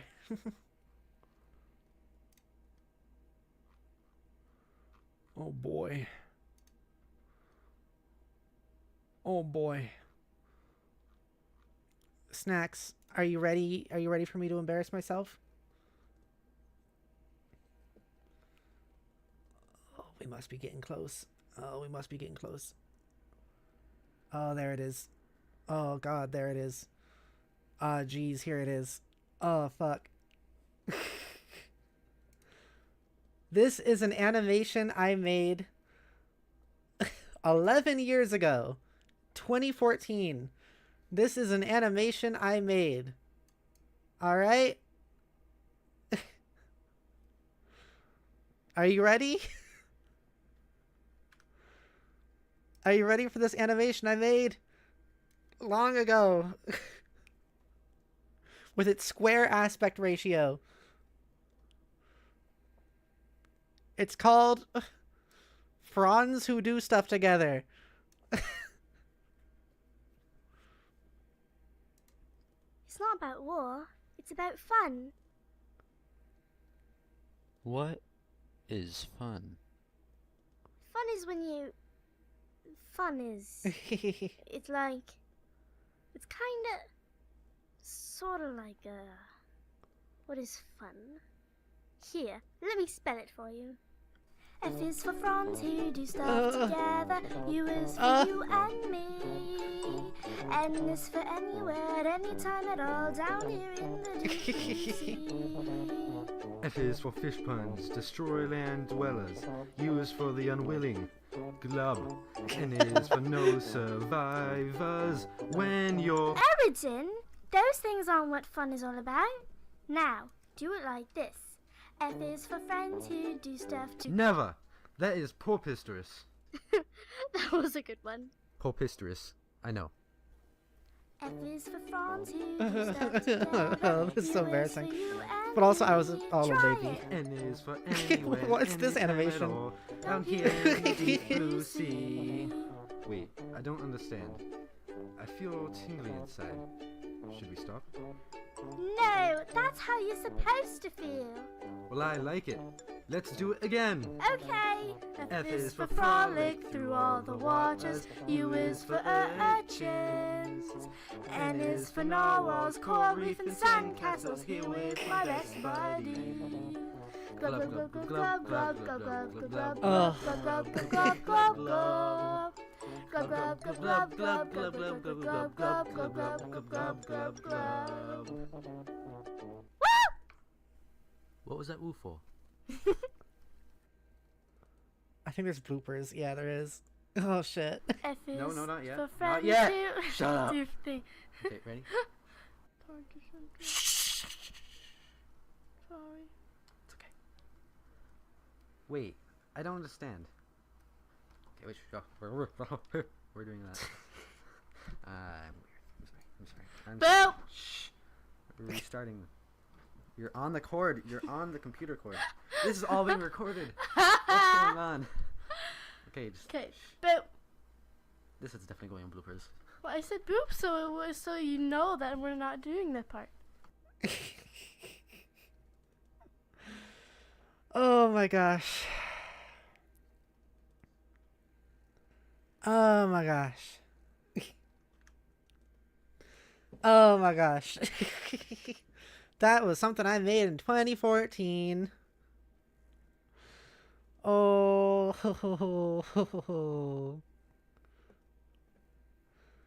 Oh. Oh, not even a year into me making stuff. I was only 14 at the time I made that. That was me and my sister recording singing, an attempt at singing for a little Homestuck joke. And I think that's pretty funny. Goodness gracious. I wonder if that voice would be better. If I go back to doing that voice for Aridin, except do the accent correctly. I could. Caligula's aquarium began trolling cuttlefish color. Fifth. Hey. Huh? Glub.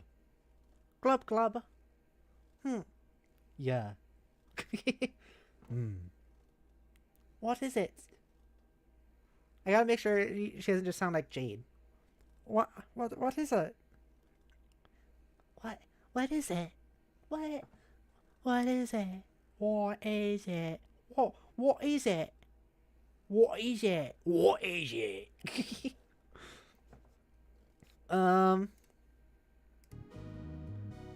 Music's back on. What is it? Oh, what is it? What is it? What is it? Oh, I could go up here. What is it? Maybe. What is it? What? I am wondering if you can forego the exaggerated emotional theatrics for once and actually tell me what's on your mind. Nothing's on my mind. Why can't I just fucking talk and glub at you for a reason I don't have? Well, fine. But you don't want to hear it. Yes, I do. We are supposed to talk to each other. That is what more rails are for. Whatever. Glub, glub, glub, glub, glub, glub. I don't know if that voice is working for her. Glub, glub, glub. Glub, glub, glub, glub, glub. Glub, glub, glub, glub. Glub, glub, glub, glub, glub. Glub, glub. Glub, glub, glub, glub, sigh. Will you take the chip off your nub and tell me what's the matter? Yeah, well, okay, since we are the palest of pales a guy could ever ask for, I will tell you. Even though you will only humor me as usual, since you don't agree with my agenda. Any of my agendas, Willie. None of the agendas. None of them. Are you fretting over another one of these dumb contraptions? See, more condescension. You are going to make a hell of an empress. No, I'm not, but that is beside the point. No, I'm not, but that is beside the point. No, I'm not, but that is beside the point. That is beside the point. That is beside the point. That is beside the point. Oh, that is beside the point. Oi, oi, that is beside the point. Oi.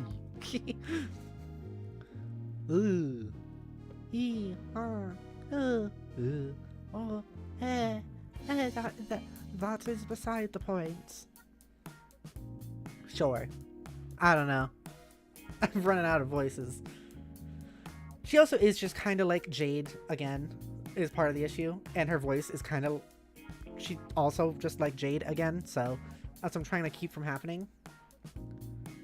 None of your plots to kill the land dwellers ever work out. Whatever doomsday device you get your hands on turns to a piece of junk. So, I got to keep trying. That's how all the great military masterminds became great, through upright perseverance. I think deep down you stack these plots against you so you can fail because you know it's wrong. It isn't wrong. I'm not going to explain it to you again. At this point, all you need to know is it's important to me, and I'm doing it for us. I mean, our kind. Nobody understands, not even you. This is the last time I will say this. We are not better than anybody. Glub. Psh, Hemo Spectrum begs to differ. It's hard to differentiate the two colors, but also, that's also a thing. If you are sickened by them as you say, why do you spend so much time on land? What happened to your sister? Yeah. She's just living her own life. Nothing really happened. Ikumia Burpee. If you're as sickened as them as you say, why do you spend so much time on land? You can't have it. You can't have the sort of affinity for our kind that you profess if you only spent, what, a few days underwater maybe? In your whole life? Whatever. I have to keep an eye on them up here. It's all about tactics. What about your friends? Do you ever think about them? If they are beneath you, God, this fucking text, then they have to die too. And I know you like talking to some of them. You say you hate them, but I think you are pretending. History is full of cases where conquerors consort with members of the enemy in a mannerly way before wiping them out, even going as far as growing fond of some. It's only civilized. I have a fishy feeling that this stupid doomsday machine thing is just another excuse to consort with someone in particular. All your feelings are fishy. Fishy.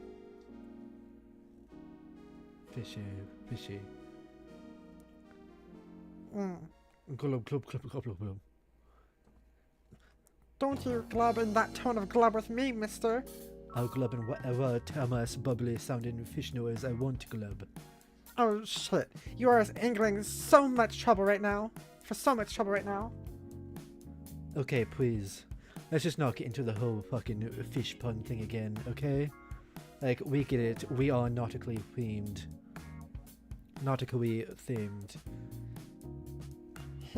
Okay. But yeah, I don't know. I don't know why she ignores me. I guess she's just bored with me. We had it all set up for her to give me this thing tonight that probably doesn't even work. But yeah, maybe that wasn't the point. I mean, you think we have pretty good rivalry going on, right? Or at least had. It was pretty fucking bitter and contentious for a while there. And there was some good chemistry. I don't know what happened. I guess I wouldn't really know. Sometimes people just drift away, I think. Or just aren't as into the quadrants as the others want to be. So you really think your feelings for her run that dark? It doesn't matter. What, like I said, she's bored shitless. I guess I'm not as good an adversary as I thought. This is just another good way for me to practice voices. Even though it's hard in the beginning. Especially with the fucking those. That is so ridiculous. Any girl would be lucky to have a chismesis as diabolical as you. Especially that one. Who knows what her problem is? She has issues. Well, okay. Thanks for saying so. You know, I'm not sure why we never talk about our romantic aspirations. We should more often. It's kind of exciting. Shrug. Probably because you fill your gossip quitter with your nubby-horned bro. You leave nothing left to talk about with your dear sweet Moirael. We are supposed to help each other with that stuff too, remember? I for some reason my brain was kept thinking of them as like brother and sister. Maybe because I voice acted them with my sister. Who knows? Maybe. Seems kinda odd to do. Your stupid fishy face is what's odd. Have you ever thought about that? Fine. Well, those are my stupid feelings. What about yours? Seems to me like you get along too well with everybody to be harboring any black sentiments. Yeah. I can't think of anybody I feel that way about. Maybe I'm just not old enough to have those feelings yet. We are still pretty young, you know. Yeah. So, okay. Those are your black leanings? Hey, loser! What about red, Eredin? Oh, God. Is there a lucky lady you are waxing scarlet for? Or lucky fellow? I keep mixing up the accents together. Tell me. Don't pretend you're all embarrassed suddenly. Okay, Fifth. This is none of your damn business. I got to go. Be back later when it's time to play. Caligula's aquarium sees trolling cuttlefish color. Okay, redeem with a sip. Think of the sweets, the only way so tasty. I shall do a sip. J Hill, Sakuna, what do you think of those voices? Do you think they're good? You think they're good? Aridin, go get a beverage. Another emotionally exhausting conversation. Too many feelings and problems. It couldn't be any clearer to you. Oh, so we're on him so we can do the Aridin music. You and this sea princess have splashed down hard into the Moirail zone, and now you don't know which way's upward.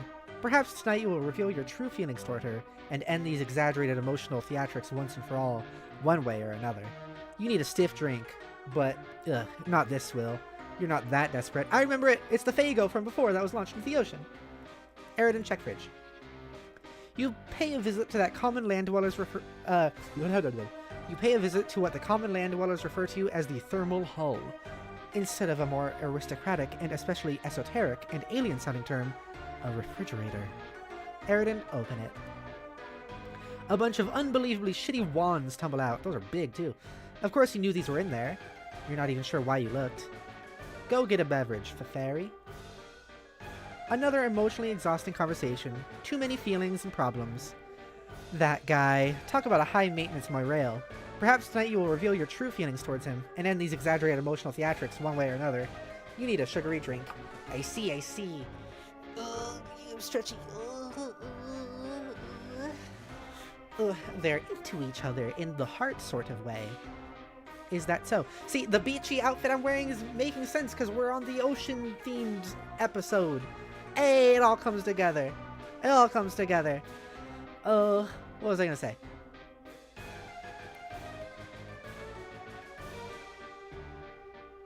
Oh yeah, I was gonna say it's two girl trolls with a high maintenance boy troll who is just kind of edgy and depressed and has very bad, like it's just a copy of Nepeta and Equius again. Cutesy, bubbly, excitable girl character who has to take care of guy character who is racist, full of himself, and like scheming. This is from the episode of SpongeBob. What? Underwater. Psst. Wait.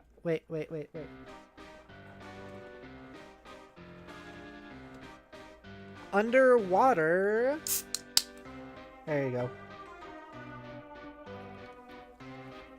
Did you hear it, Snacks? I did it. It happened IRL. This is stupid. Glub. Fairy, disarm. Okay. You decide to unwind and take your mind off the drama for a while before starting the game. You nearly forgot this is going to be an exciting night. Everything you're about to do next is exciting. It is always exciting. You are excited. You unequip Dons and Tente, a golden double culling fork, a legendary weapon reserved for royalty, and generally only used for ceremonial purposes. Aridin, disarm. I like how in here it just looks like a regular gun. You unequip Ahab's crosshairs. It's a reference to Moby Dick. Moby Dick. Which is yet another legendary weapon, about as powerful as your kind of Stratus will allow.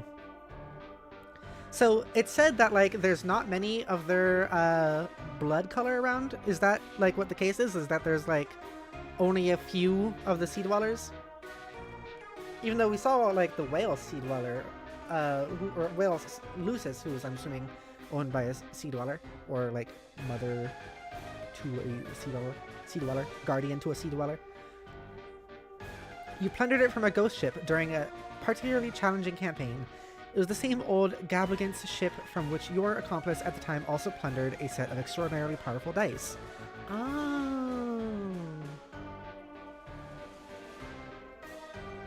Oh, okay, Vriska.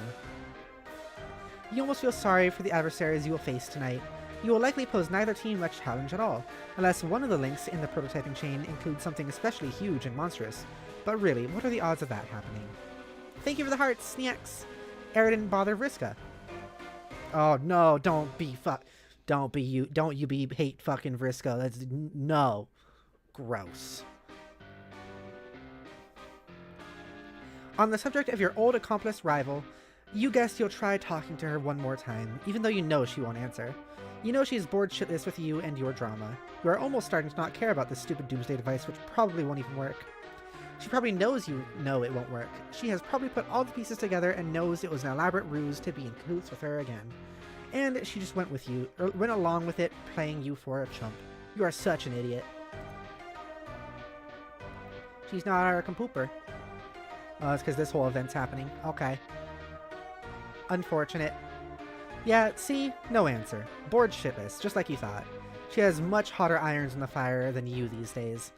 Yeah, that was pretty intense. I don't know about boring, though.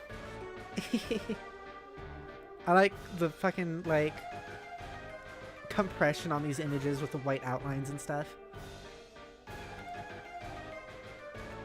But it wasn't that long ago that you were the hottest iron. At the height of your prowess as Seagriffs, Marquis Mindfang, and Orphaner Dualscar were in an alliance. Oh my god, I can't read! Oh. But it wasn't that long ago that you were the hottest iron. At the height of your prowess as Seagriffs, Marquis Mindfang and Orphaner Dualscar were in alliance, an unmatched terror, and in competition unbridled tempest. Either way, spoils were typically traded and shared. No levels were left for anyone else to gain. None of the levels. See, the thing is, I keep trying to read faster than I can speak. She would have the victims of your conquest walk the plank, while you would reap the custodial spoils. Okay, so there's sea beasts, I guess, of like a bunch of different colors. But there's this one and that one there. And while yet another partook not in revelry, but necessity. She had to keep her fed, to keep her calm, to keep her terrible voice down. Whisper, whisper. Oh my gosh, she's so tiny! She's just a few pixels. If she were to raise it above a whisper, trolls would begin dying. First, the lesser bloods, those more psychically susceptible. If she raised it to a shout, all on the planet would die, land and sea dwellers alike. And if she were to ever get really upset, she might release the vast glub, a psychic shockwave that would exterminate every troll in the galaxy. That's messed up. Don't do it. In truth, it would be all too easy to solve the land dwellers' problem once and for all. You just need to lighten up on the feeding schedule for a while. Maybe you'd be a little too busy to bother with that hassle for once. Or maybe you could happen to be off your game for a spell. It happens, even to the best sometimes. But nah, it would make her upset. More emotions, more problems, that's all you need. Sometime later, the Witch of Life takes her place in the land of dew and glass. It's just a big ol' fishbowl. Feferi, report to Eridan. Oh, you're in the big ol' fishbowl. Cuttlefish Color began trolling a Caligula's aquarium.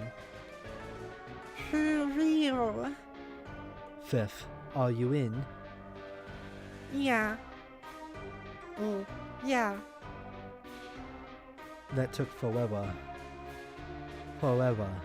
I was getting worried, kinda. Yes, it was a pretty close call, and got kind of complicated. But Solix finally came through, and now I believe the full chain is complete. Man, that guy. He's a fucking drama machine. It's fucking pathetic. Your stupid fishy face is the drama machine. That does not. That does nothing but whine and glub. ES. Oh no, that's not the beginning text, that's just the continuation. Fuck, sorry. Anyway, you shouldn't say that about him. He is a hero, and he saved my life. Yeah, sorry. I was just really worried and stressed out. I thought you were dead. And I didn't even try to thank you for saving my life, or really for anything. And I just spent all this time here worrying and thinking about stuff. I decided I have something I want to tell you, that I've been meaning to get off my nub for a while now. Oh, really? That's good. Actually, I have something I've been meaning to say to you too. Well, really? What is it? You go first. Okay. But this isn't easy to say. Yeah, I know. It's okay, maybe I will understand more than you think. We may be been saying the same thing. Okay, I hope so. I think now that we are both in this game and have left our world behind,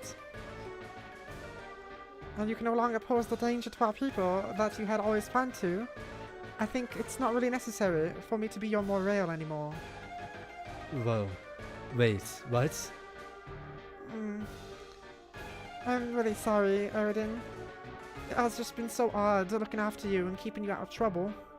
It has taken its toll, and honestly, I'm really exhausted. Fuck. This isn't what... I don't know what I was expecting. I don't know, I wasn't expecting this at all. I'm not sure I can handle this. I'm sorry. It would be the best for both of us. You can just sort of be regular friends instead. No. Please don't. Look, I'm being serious here. Don't do this. I won't even use my weird accent while I type. Okay, so you know I'm being really dead serious. Oh, who doesn't use the accent? I won't even use my weird accent while I type, okay? So you know I'm being really dead serious and honest about this. Okay, I'm being really serious and honest too, see? Okay, good. Are you sure you aren't being hasty about this? You've just been through a lot. I mean, we are supposed to be fated to be Morels, aren't we? Isn't that how it works? You can't just throw all that away because you're sick of me. I'm not sick of you, Eridan. I still really like you. In order to be destined for more allegiance, both people have to be on board, don't you think? But I cannot do it anymore. So I think it just wasn't meant to be all along. And really, you just don't need me anymore. You are free to do as you wish. We both are. I can't look after you anymore. I didn't ever need anyone to look after me. I was totally fucking fine, but my ambitions were noble. And really, none of your fucking business, quite frankly, your majesty. And the only reason I put up with the stick and flipper, my fucking shithole quadrant with you was... Was what? Never mind. Tell me. Okay, fine. I apologize for losing my shit over this. I was just caught off guard is all. But maybe it's a good thing, really. Actually, I might have been proposing the same thing, to be honest. Oh? Yeah. Fifth, have you thought about, since we don't want to be pale with me no more, the possibility of some other type of arrangement with me? What do you mean? I mean, something a bit more kinda reddish, like brighter red? No, I hadn't thought about it. Okay. Well, what do you think about it? Now that you're thinking about it. I really don't know about that. Why not? I thought you said you liked me. I do, but I don't know if it's really in that way. Couldn't it be, though? Don't you think there's room in your collapsing and expanding bladder-based aquatic vascular system for those feelings? I've never had a chance to consider anything like that. I've just spent all my time worrying about you, and trying to keep you from killing everybody, or hurting yourself. It took all my energy. I don't think I have anything left for those feelings either. Oh god. What? I'm the biggest fucking idiot who ever lived. I can't believe I just opened up to you like a chump when I knew what was coming. I am one sad fucking brine sucker. Over-emotional, sappy trash. You're right, I'm not better than anybody. I'm worse than anybody. Everybody. All the bodies. Stop. God, will you just climb up for once in your life? Always carping and carping and carping. You go completely overboard with your emotions, always looking to reel in drama whenever you can. I'm up to my gills in it. I can't just summon the strength anymore. Anemone more.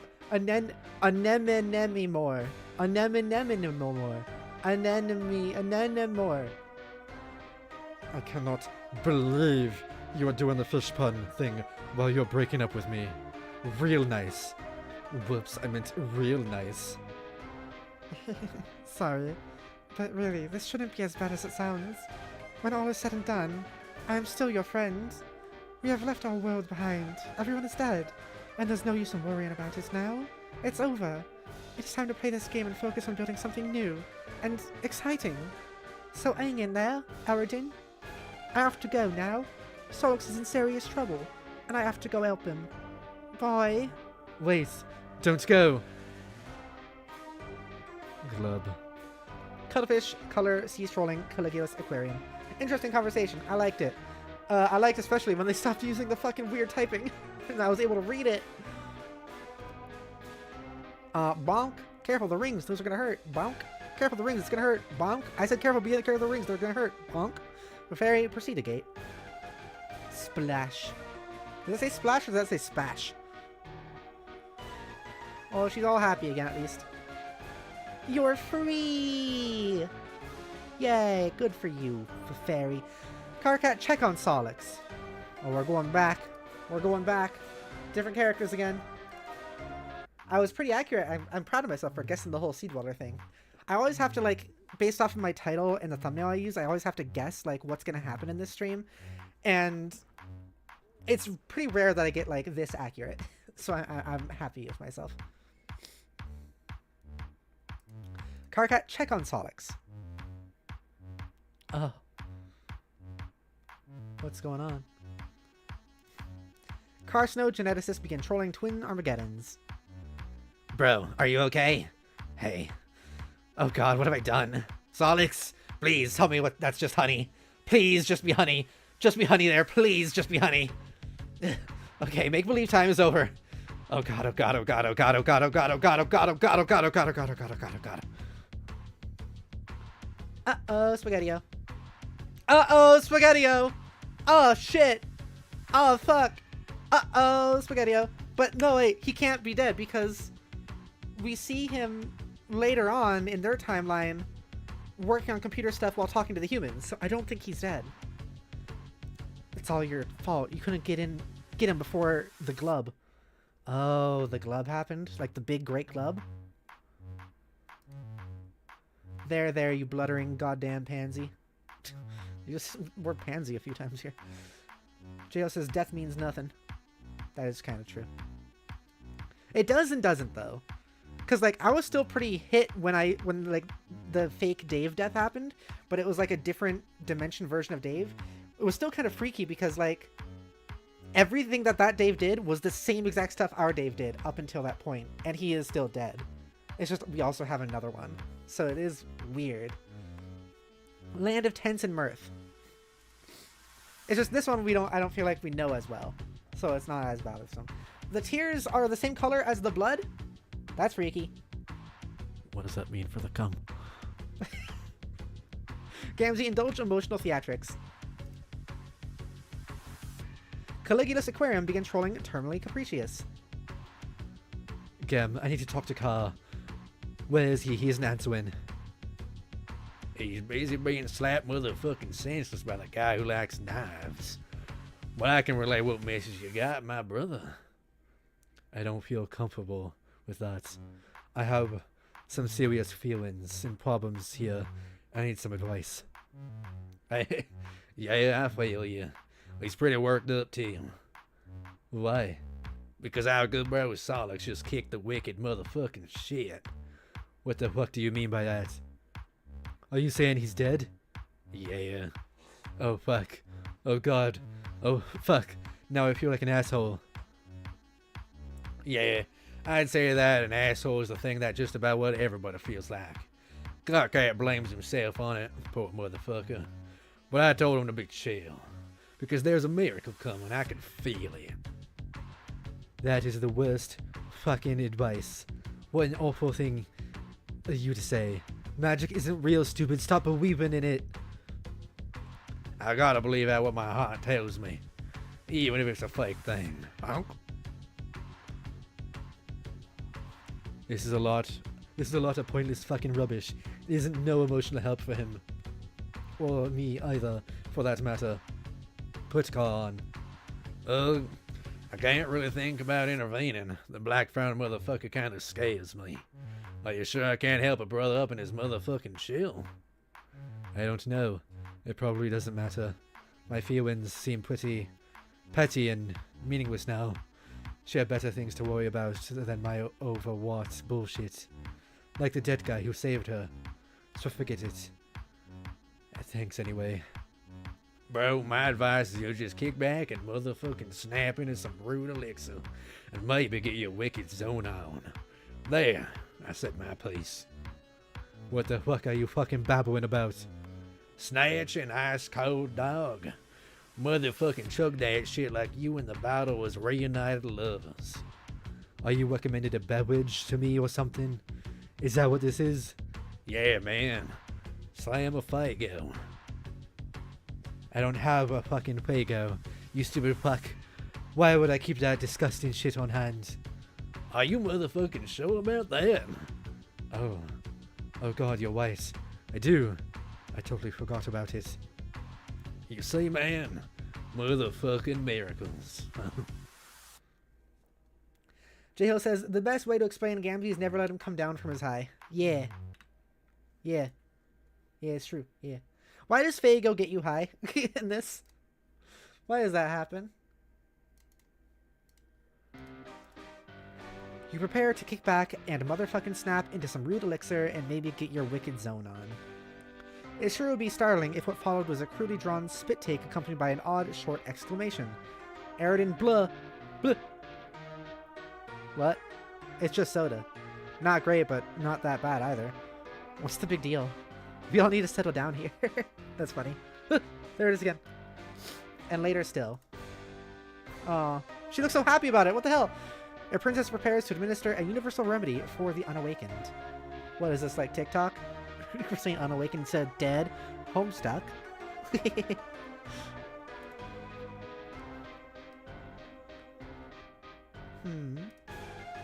What the?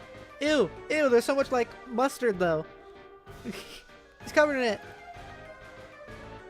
Oh, the dream self is still alive. That makes sense. That makes sense. Because everyone has, like, two bodies, kind of two lives also. Carcat. Blah. Face palm times 2 combo. Ownk. Blah. Hey kid, never got a chance to say how much I hate you, every last one of you. Is that him talking? Actually? Finally? That's interesting, because we never had dialogue from him. We just had, like, text on the bottom saying, like, oh yeah, he's saying to Carcat that he hates him. Is this actual dialogue from him? Do I have to give him a voice now? Hey kid, never got a chance to say how much I hate you. Every last one of you. That can be the voice, I think. Hey kid, Hey kid, never got a chance to say how much I hate you. Every last one of you. Did I give Spade a voice? I don't think so, because he's never talked. Spade has not talked before. I gave him music, but not a voice. Crimson Rain says, I freaking love Gamzee, man. He inspired a tiefling barbarian I made in D&D. That's funny. Yeah, no, this is the first time Spade has ever talked. That's what I'm so surprised about. Before this, he didn't talk. It just would say, like, in normal text down here, like, oh yeah, Spades told him that he's stupid. That was something I noticed. It was weird and interesting. Whoa, whoa! Blood. Oh no, this is previous previous Spades. Okay. Spade slick. Goddamn troll kids. Every time you turn around, they're smooching each other. Makes a man want to stab his own gut and puke blood. Okay. Is this... Don't tell me this is... Hussy, what are you doing? You cosplaying? It's like I am the kid from the never-ending story. I was chased by some bullies into this fucking attic, and I am watching more people, kissing and stuff basically forever. How many meta layers removed this story can we get? This attic's spooky. I wish those bullies would just leave me alone. Later, I'm going to ride a long magic dog through the sky and fuck their shit up.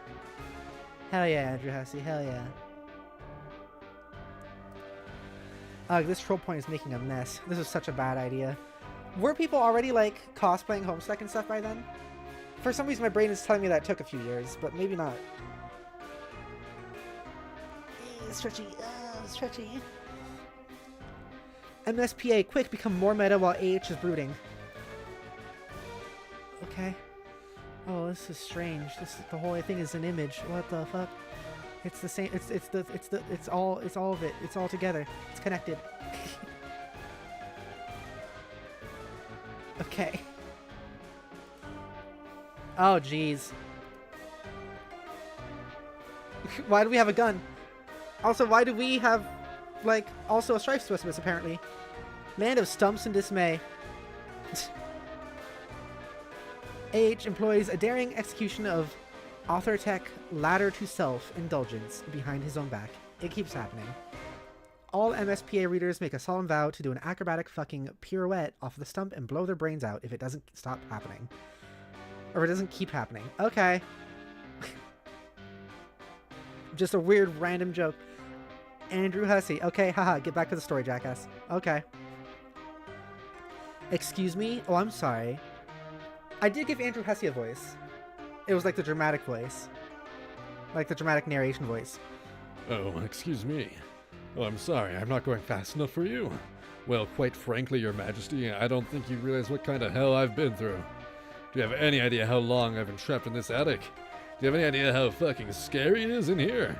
Do you have even the slightest clue how many times that wolf head over there has scared the shit out of me? Wolf? This is ridiculous. No, this is my life we're talking about here.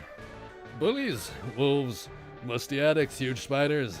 Did I mention the spiders? Let me tell you, I got hella spiders up in this. Fuck, this horn fell off. Damn it, piece of shit. Wonder if there's any clue in here. Ah, screw it. Do you have any idea how much power I wield over you? To what extent I can ruin the shit you step in with that squeaky clean Sunday loafer used to stomp in that bookmark? And stamp that F5 key goddamn in and day fucking out? Do you possess even the most infinitesimal kernel of cognizance for the degree to which I can make the shorn, shivering weasel that is the totem spirit, representing your wretched fascination with this website, squeal and heart-rending remorse? It would be so easy. I could snap my gray smudgy fingers right now and make you all the troll romance exposition segments all over again. Back to the back to back to back to back to back. Oh, you don't think I'll do it? Oh my god.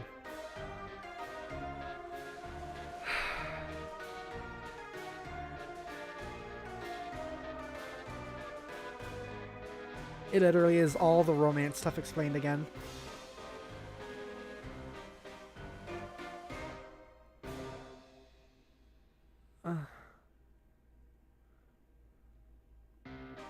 Imagine if I read all this again. Normally I do, but this time maybe I just won't. Wow. That's what just happened, bitch. Booyah. Now you're cosplaying Kanaya? Of course you would cosplay Kanaya. Alright, now you're definitely trolling us. Come on. Oh.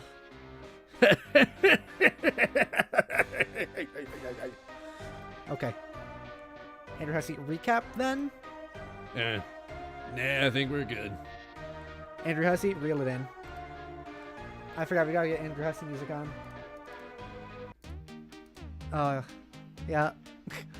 Yeah, okay, because I've trolled you guys enough.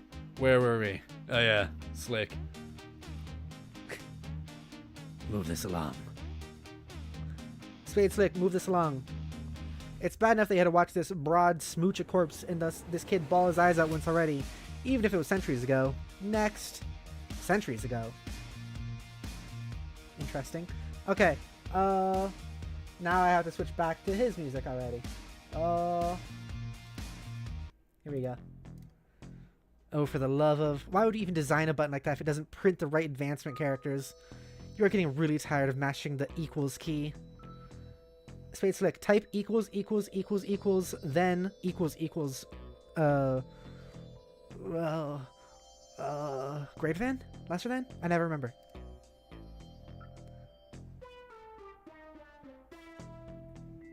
Pound. The moon is different. It's very purple and quiet. Doesn't look like anyone here is awake yet.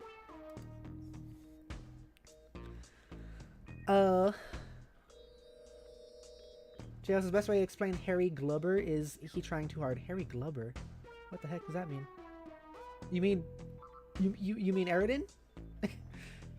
And JL also says she both is and isn't as cool as she thinks she is, depending on how hard she believes her own hype.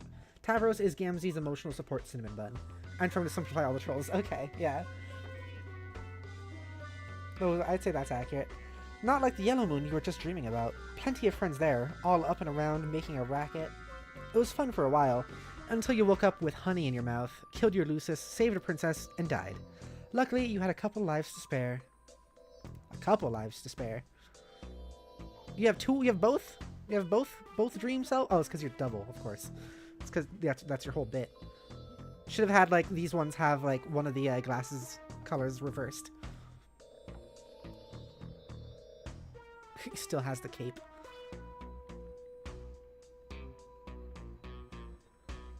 Huh. She doesn't have a dream self. Interesting.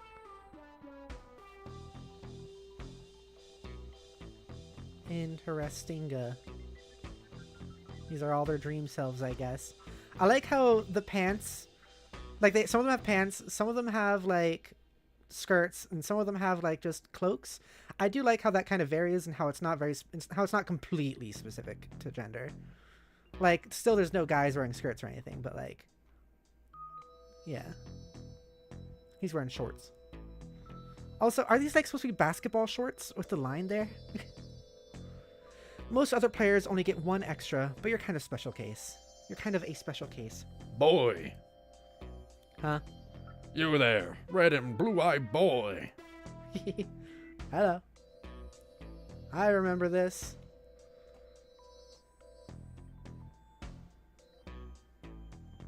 Okay, so I have to make a voice for this dude now, too, huh? I did not get the chance to formally greet you. No. I did not... I did not get the chance to formally... I did not get the chance to formally greet you. I did not get the chance to formally greet you. I suspect this is what made you angry, but worry not. I have been brushing up on your troll etiquette. Pardon me while I consult the appropriate pages. It will only be a moment. This book is very thick. Just what you need, another voice of the imminently deceased invading your head. Haven't they caused you enough trouble today? Get it out. Troll etiquette sure is confusing. Get it out, get it out, get it out, get it out, get it out, get it out, get it out, get it out, get it out, get it out, get it out, get it out. Oh jeez. Oh jeez. Also another one of him watching. Okay. Solix, blast off. You've wasted enough time on sleeping and dying. You've got to get back to adventuring while the adventuring's good. And also change out of these stupid pajamas. Pshoo! Solix, get back to adventuring. The revived Mage of Doom returns to the land of brains and fire for a surprise rendezvous with the Witch of Life. Ew. I don't like the brains. I don't like that. Okay, so I thought it was like kind of like a different dimension. It's not. It literally is you can just travel over back to your like other body. Huh. Hey, what the heck is going on in here? Cull prod. You're scared of the brain? They are kind of grossed me out too. I don't like the gaping holes and the weird liquid seeping out. That's kind of disgusting. Vriska, get back to adventuring. Okay. Now we're at Vriska. Somewhere on Lomat, the thief and the page plunder the untold riches of innumerable pointless side quests. And you got your boots, too. Vrisky. And you're just kind of hanging out now. Who's watching here? The thief is proving useless, completely unresponsive to commands. You'll need to rely on someone else, someone less stubborn, someone craftier. 8th exile. Type equals greater than switch to. Okay, I gotta search this up again. Greater than or less than. Greater than. Yes, this is greater than. Okay. I was correct. Type equals greater than switch to. I'm just gonna say arrow. Switch to. I almost pressed start over. Oh god. Oh. Terezi! I just switched the music! While the Knight of Blood charges ahead, the Seer of Mind remains behind to unravel the mysteries of the land of thought and flow. Seer. Seer. It is time. It is time. It's the voice again. You were wondering when she'd come back. This time you are ready for her. Terezi, retrieve chalk. This is a good beat. You search for the appropriate card through your scratch and sniff modus. The card will be unmistakable. It is the one that smells like a fruity rainbow that makes you sneeze.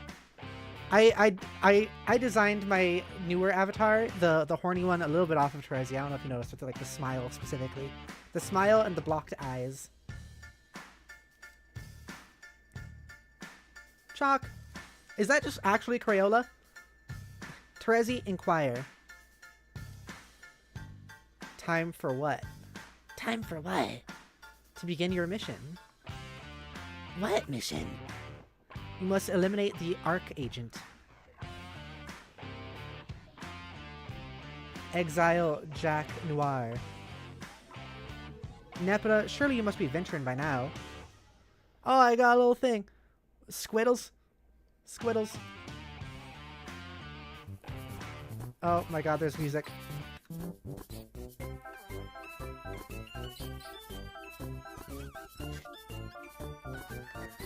Well,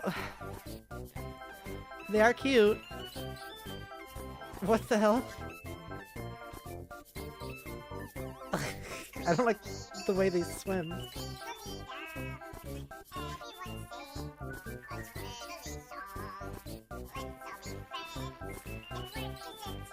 What's with the anime?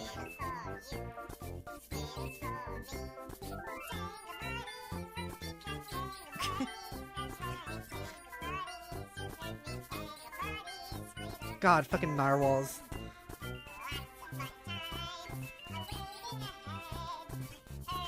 Oh. What am I watching? Ew. What am I watching?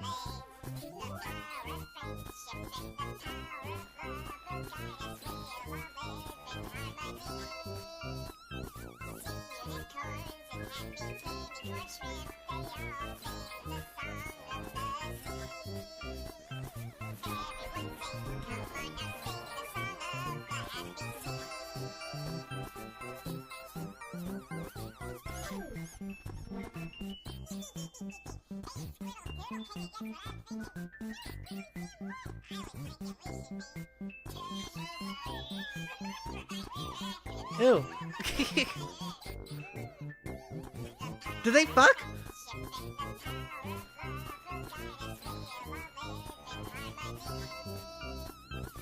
What the fuck is this?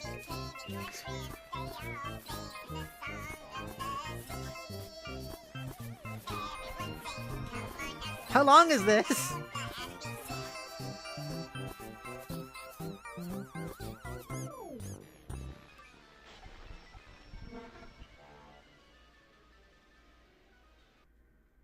Play again. It's a sing-along? I did not sing along. There's the credits, I guess. Okay. Oh, it brought me to a thing. No, no, no, not again. Squiddles sing along. The Squiddles album animation combo pack was a big team effort. All these awesome dudes and ladies had a hand in its creation. Oh. Toby Fox made some of that. What the hell? What is this? What is this? I don't think I've ever seen that before. Land of Little Cubes and Tea. Nepeta, you surely must be adventuring by now. Bless you. Bless you, Jodi. Thank you. Oh my gosh. Snacks, this new outfit is sexy, right? Yeah, Nepeta, yeah. JL says, well, Toby Fox was locked in Hussey's basement for years at this point in time. What do you mean? JL says, sadly, I sure there's something really, really important with all of this that we won't realize till like 20 million chapters later. Yeah. Definitely, like, something I have noticed that's been very interesting is the speed at which I've been reading has definitely slowed because the pages are a lot longer now. Because it took us not that long to get to 2000, honestly. And now it's taking us forever to get from like 2000 to 2500, which we did today. Sukuna says, yes, it is very sexy. Thank you. Thank you. Yay. Look, my boobies shake. Ooh. Ooh. Yeah. Yes, very sexy, very girl abs. Thank you. Thank you. Thank you, thank you, thank you. Thank you, thank you, thank you. Thank you, thank you. Thank you, thank you. Thank you, thank you. Thank you, thank you. We should have another redeem that's maybe like redeem kiss, and then you can choose a part of me, like my tummy, and then I'll zoom in on the tummy and I'll go like, mwah. That could be cute. Jodi, did you hear that? No. I thought she was laughing at my thing. Why, yes, as a matter of fact, it does appear that the Rogue of Heart has been keeping herself quite busy. Okay, we gotta get the kitty music back on. Okay.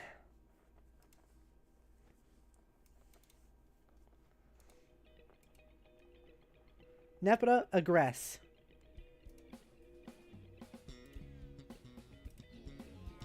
Meow. Good job, Nepeta. Good job. Yeah, slashing around and just floating in the air. Hell yeah, hell yeah. Action shot. I love you, Nepeta. Woo!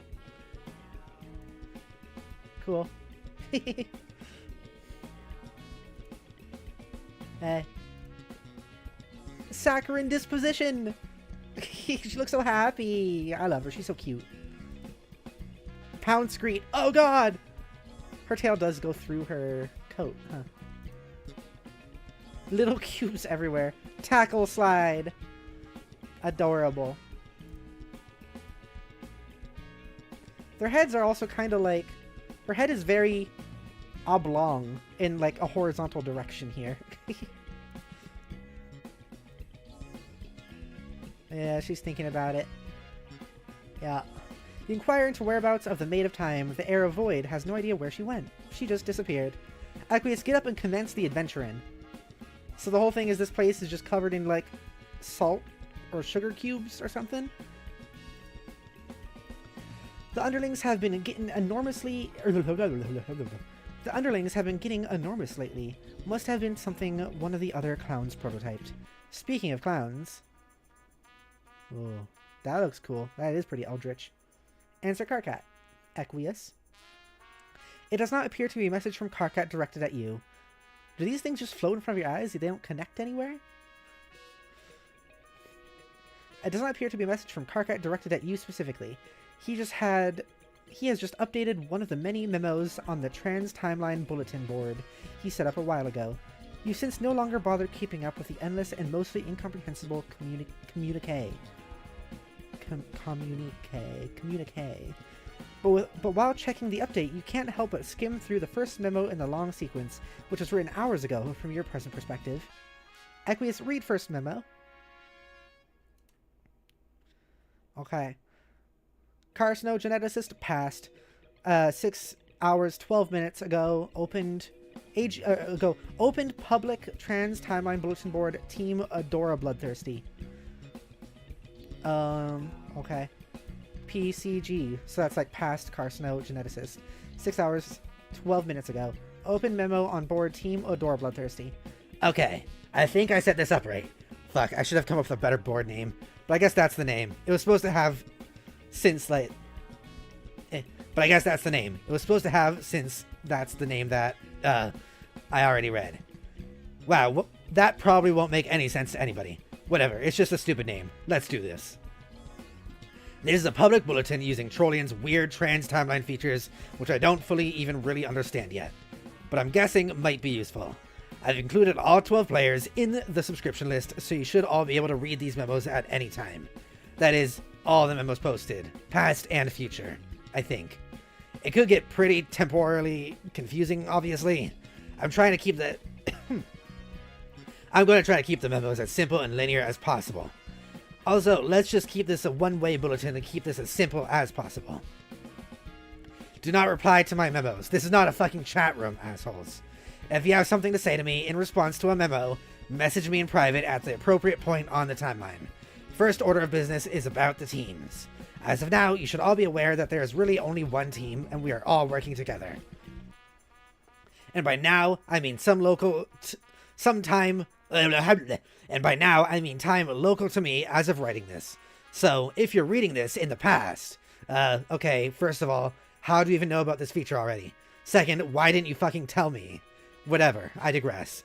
If you're reading this in the future, then who cares? It's probably old news to you. Actually, now that I think about it, what's so special about reading this in the future? It's like any bulletin board. You post stuff, and it sits there for a while, and people in the future read it. Ugh.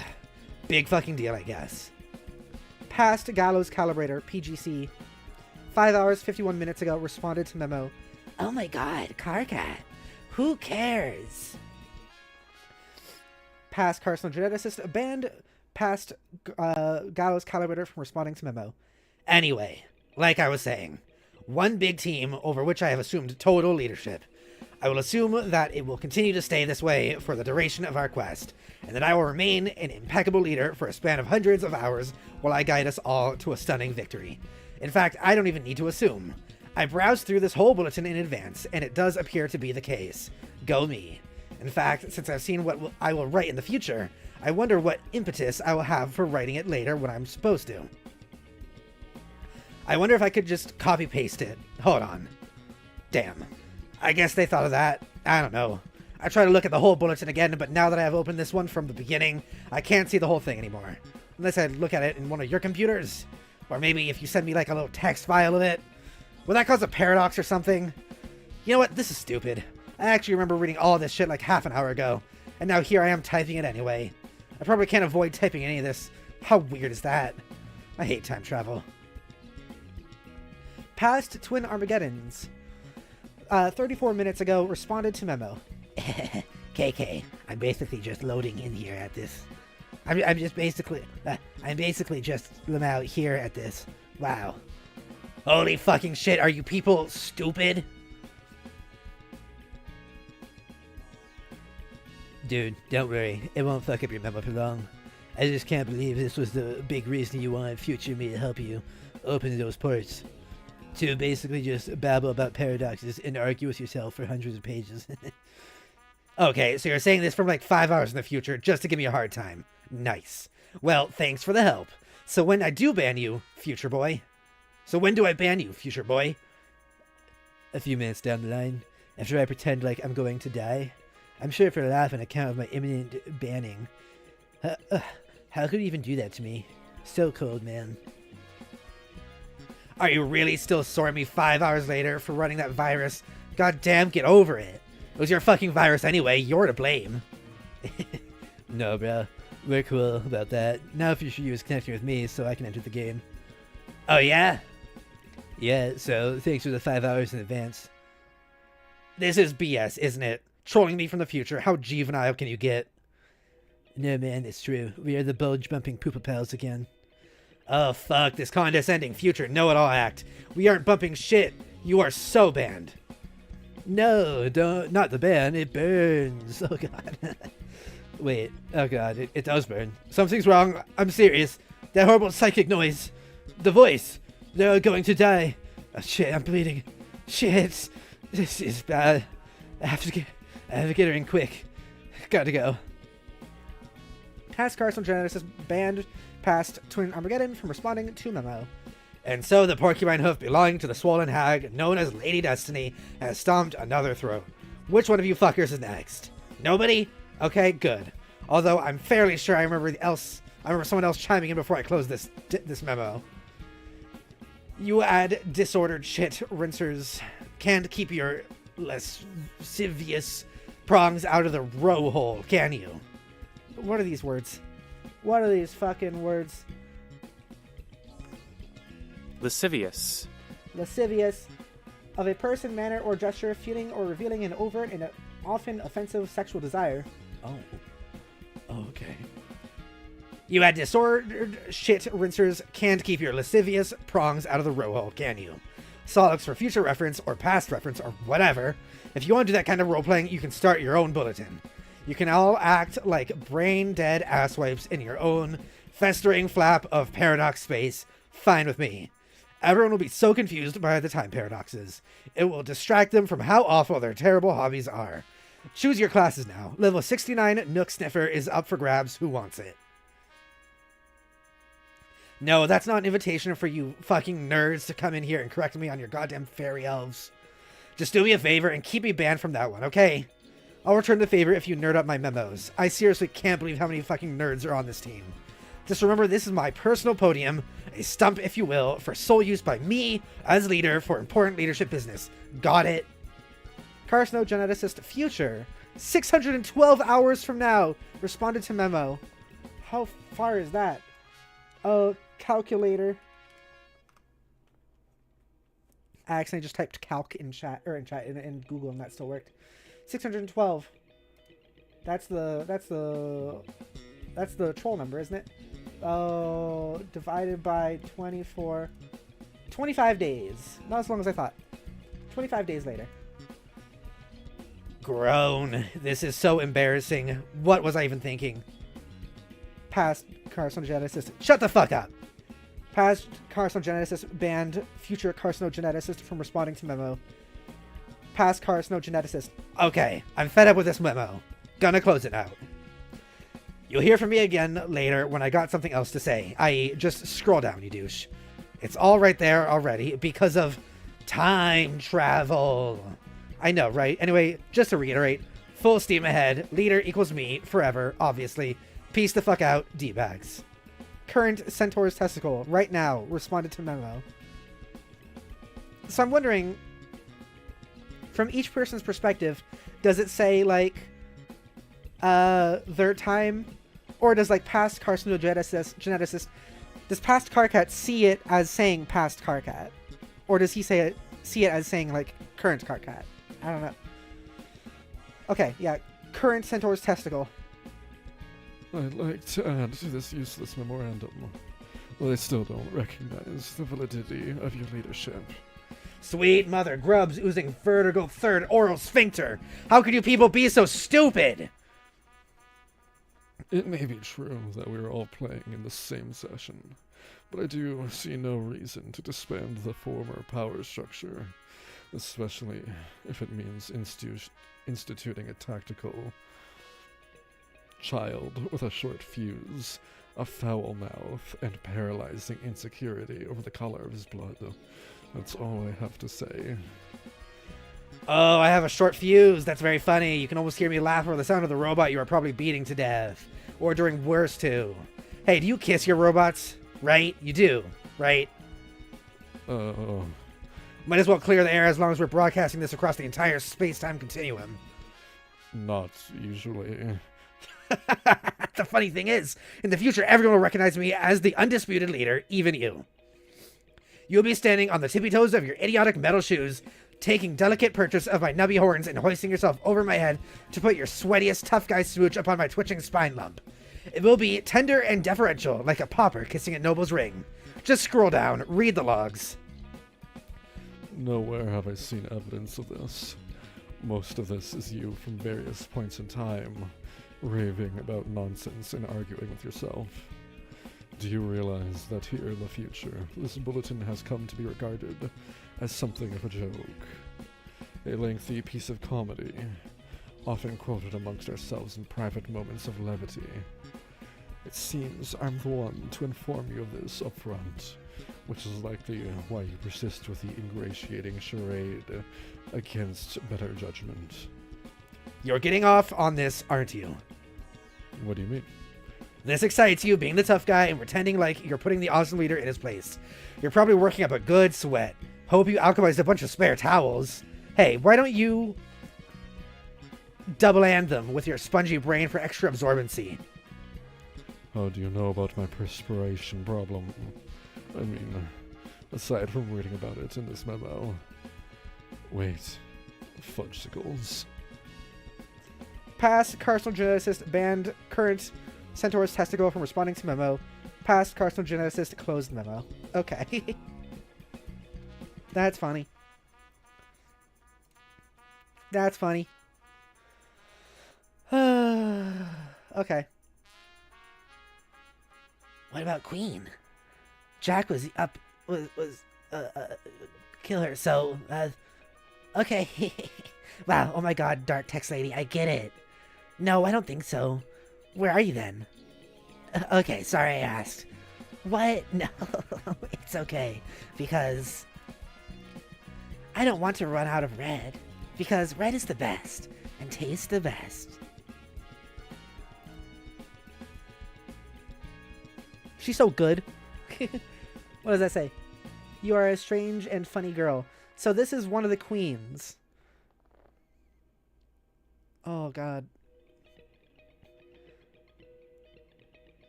You are a strange and funny girl. Sure. Karka, begin another memo. She is. I like her. I'm also a strange and funny girl, I hope. She also says, I'm going to grab the video for the end of their adventures in the land and pin it in case you reach the end of the section for their adventures. Alright, I can't pin myself. Wait, what is this? Hang on, J Hill. I'm removing you as standard moderator and then making you managing moderator, which means you should be able to pin stuff. So you're grabbing the video for the end of their adventures in the land and pin in case you reach the end of the section of their adventures.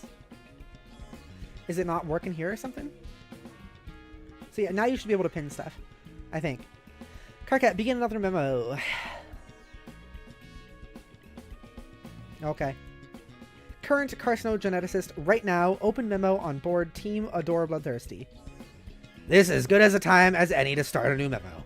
In fact, it's a better time than any, because according to the laws of chat client predestination, I don't really have choice, do I? Fuck. It doesn't matter. It's still a good time to do it. People, we need to get organized here. Shit is about to get serious. We're about to embark on Operation Regisurp, a cunning plan devised by double arc agent Jack Noir to exile the Black Queen. We will need all hands on deck for this, even the idiots. And once again, a reminder, do not troll me in these memos from any point in time, or it's an insta-ban. Also a note to my future self. If you feel the need to say something smug, do me a favor and shove a throb sock in it. Just sit there, just sit there patiently and wait for me to become you in the due course of time, thus improving your intellect drastically. Or intellects, plural. I forgot, there are a lot of you fuckers out there. All of you, just zip your shoots. I mean, seriously, like, there's nothing better to do in the future. It's the future, for God's sake, a realm of endless fucking possibilities. Now, before we get started, let's take a toll of the situation at this point in time. My point in time. Who's in so far, who's not, etc. Saguna says, Pepper, I'm still here. I never leave your streams. Thank you. I'm so glad you enjoy. And JL says, the video is something that is good to watch after you finish this section and such. Okay, let me know. Are you able to pin it now, by the way, JL?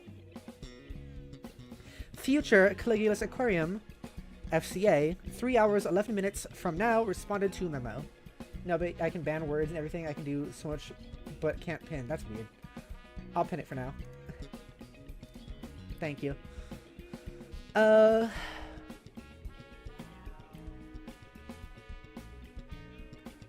Hey, sorry for busting on the memo, but I can't get a hold of you. You're not answering. Oh, for fuck's sake. Game's advice is fucking useless. All he told me was to enjoy a beverage.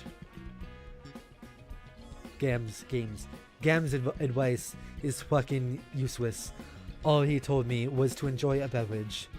No, dude, don't drink that shit. If it were up to him, we would all drink Faygo at once in some ritualistic rap clown suicide pact. But instead of committing suicide, the thing that we all accomplish is becoming instantaneous assholes with awful taste. I mean, it's not even that bad. It's just soda, but whatever. This isn't the point. So this future is where we saw earlier. This isn't the venue for airing your future problems, Count C, dipshit. I know. It's just, I got a problem with Fefewi. I'm really kinda sitting here in bad shape about it, emotionally speaking. Okay, well, I get that. I hear you, bro. But this is still not the right place for this, so I've got to ban you. Current carcinogenesis banned future Caligula's Aquarium for responding to memo. Then we're back to current carcinogeneticist. But seriously, just get in touch with me in private about it. Okay, man? We'll get your shit straightened out. Okay. I like how Karka is, like, mean, but also is actually kind of kind-hearted with everything. Just very insulting. Okay, is everybody good? Just gonna sit here for a minute, local time, and see if anyone else has any shit they want to scrape off their bulge onto my clean nutrition plateau. Nobody? Great. Wonderful. I now officially declare the nonsense portion of this memo to be over. This decree shall be binding and lasting. Back to planning register. Bear down, everybody. This is fucking important. There's a queen on the loose, and we've got to show a bitch the door. Future Arachnid's grip.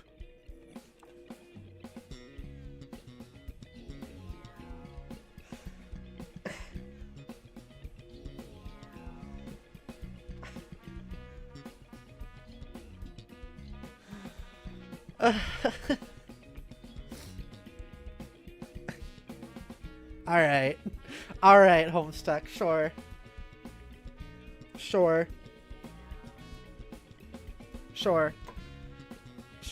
Homestuck, sure. You know, I'm not as bothered by this, knowing that Andrew Hesse came out as, like, trans femme later on, and also Vriska is very trans femme coded, but, like, holy shit.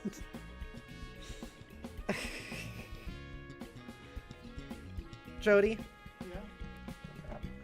So, there's a lot of bits in this. There's a bit in the story we're doing right now. So, you know, there's the characters' names at the beginning when they type stuff.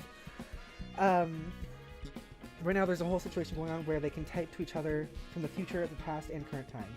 And when it does, it takes their username and adds, like, the letter C for current, F for future, or P for past in front of it. Arachnid's grip is Vriska's name. And she just decided to talk from the future.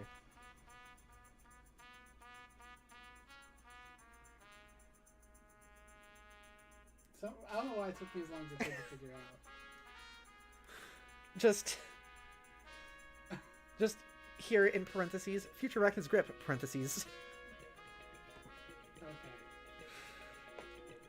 And, like, what I was just saying to my audience is I don't think I'm not as bothered as I normally would be because she is so trans femme coded, and also Andrew Hussey later on came out as trans femme, so like, okay, it's fitting. Sure, I use that word for myself sometimes too. Okay, whatever. Alright, Homestuck. Alright. It's like, normally that stuff would hold true for me, but also Hussey already has a really bad track record with slurs. I don't know. Yeah, that is very true. Very true. Alright. I don't know, this fucking shot right here.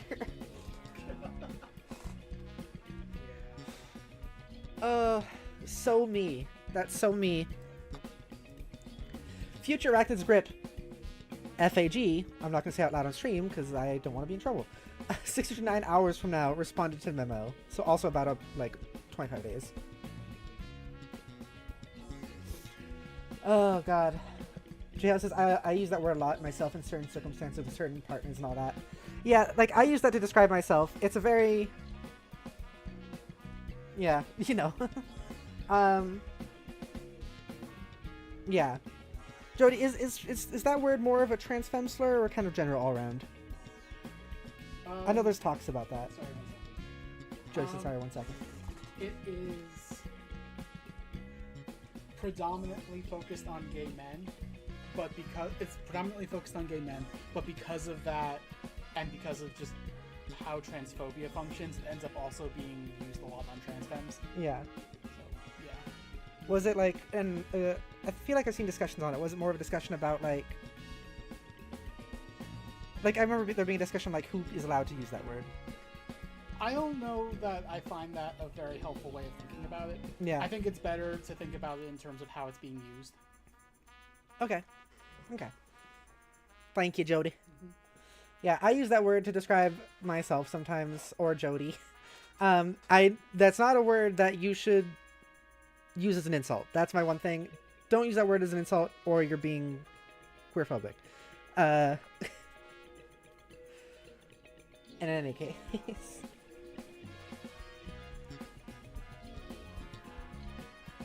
Just, it's weird because there is literally the slightest chance he didn't plan this. Probably, maybe? But 99% he did, 1% didn't. I don't even know. My mindset was oh, he probably started writing all this and then realized oh, this is a thing. And then didn't care enough to change it or anything, which he definitely could have, but didn't. So, or maybe, yeah, and perhaps he just planned it all out from the beginning. Who knows? Just, I use that word a lot myself. Oh, I read that, yeah. I think general all around in my experience. Yeah. I was asking Jodi for a more educated opinion on that specific thing. Yeah, again, he right now, Dave when writing. That is true. Okay. Responded to memo. Huh. Unfucking believable. Carcat. I'm sorry. But do you have any idea how funny this thing is? I mean, this whole thing. I can't stop laughing. Hey, can future you mind prevent me from hitting the ban button? I'm genuinely curious. Go ahead, try to stop me. I dare you. I'm not going to try. I'm just here to say this whole thing is ridiculous. We didn't really need you to pretend to be a little angry, General, to get any of this done. We kicked the queen out of there, no sweat. It was easy. In fact, I did most of the work myself, right before I found all the treasure and scaled all the rungs. Oh, all of them, you say? Fascinating. Hey, forget the ban button. Use your mind powers to help me locate the desperately attempt to give a shit button. Whoops, we both failed. It doesn't exist. Hey, I'm gone. I just think you should relax. You're wound up so tight through the whole adventure, and now here in the present you're about to explode. It's insufferable. Everybody, did you hear that? Super Future Vriska has an important life lesson for us all. We don't have to worry about our present responsibilities and obligations, because as it turns out, in the future, all of that stuff already happened. We're off the fucking hook. Time to relax. Let's all crawl into our cocoons and get busy stimulating our auto-erogenous shame globes. First one to start a wank fire gets a shiny boondollar. This is an order from your leader. Current carcinogenicist banned future arachnid script from responding to memo. I was literally just about to say, literally just about to say, at least they didn't use the word, like, outside of the acronym. But no, there it is. There it is. So, okay, yeah, absolutely then. Hussy didn't do it by accident, of course. Okay, or just, at the very least, did not care. Oh. Later word I can't say on stream. Too bad the acronym wasn't HAG instead. It would have suited you much better. Instead of that nonsense word. Maybe it's an association with you. Maybe its association with you will colloquially cause it to take a negative connotation. What do you think? Okay, this is kind of funny. Maybe this word... Maybe this word I can't say on stream will be the new burn, even though it really means nothing in our language. I don't know, this is stupid. Forget it. Okay, I'm rambling here. I'm aware of that. Future me, don't you fucking dare weigh in on this. I know what you're thinking. If I were future me, which I guess I am, I would read this and be all over it like, damn, Carcat, what do you think you're doing? Get to the point. Future carcinogeneticist. 20 minutes from now, responded to memo. Yeah, pretty much. Current carcinogeneticist banned future carcinogeneticist from responding to memo. So how future does that mean? Does that mean from...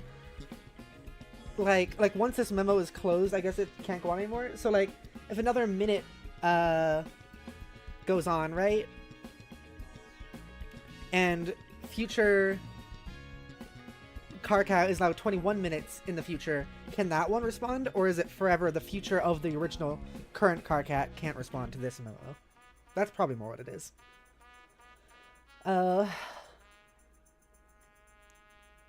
So I'm saying to myself already, here and now, so I won't have to later.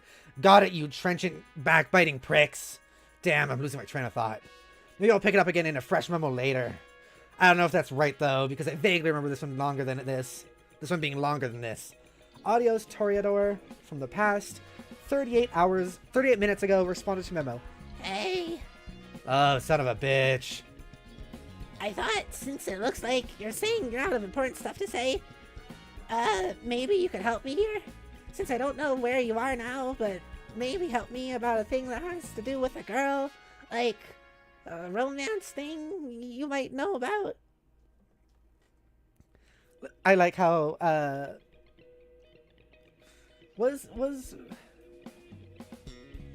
yeah, okay, Vriska was banned.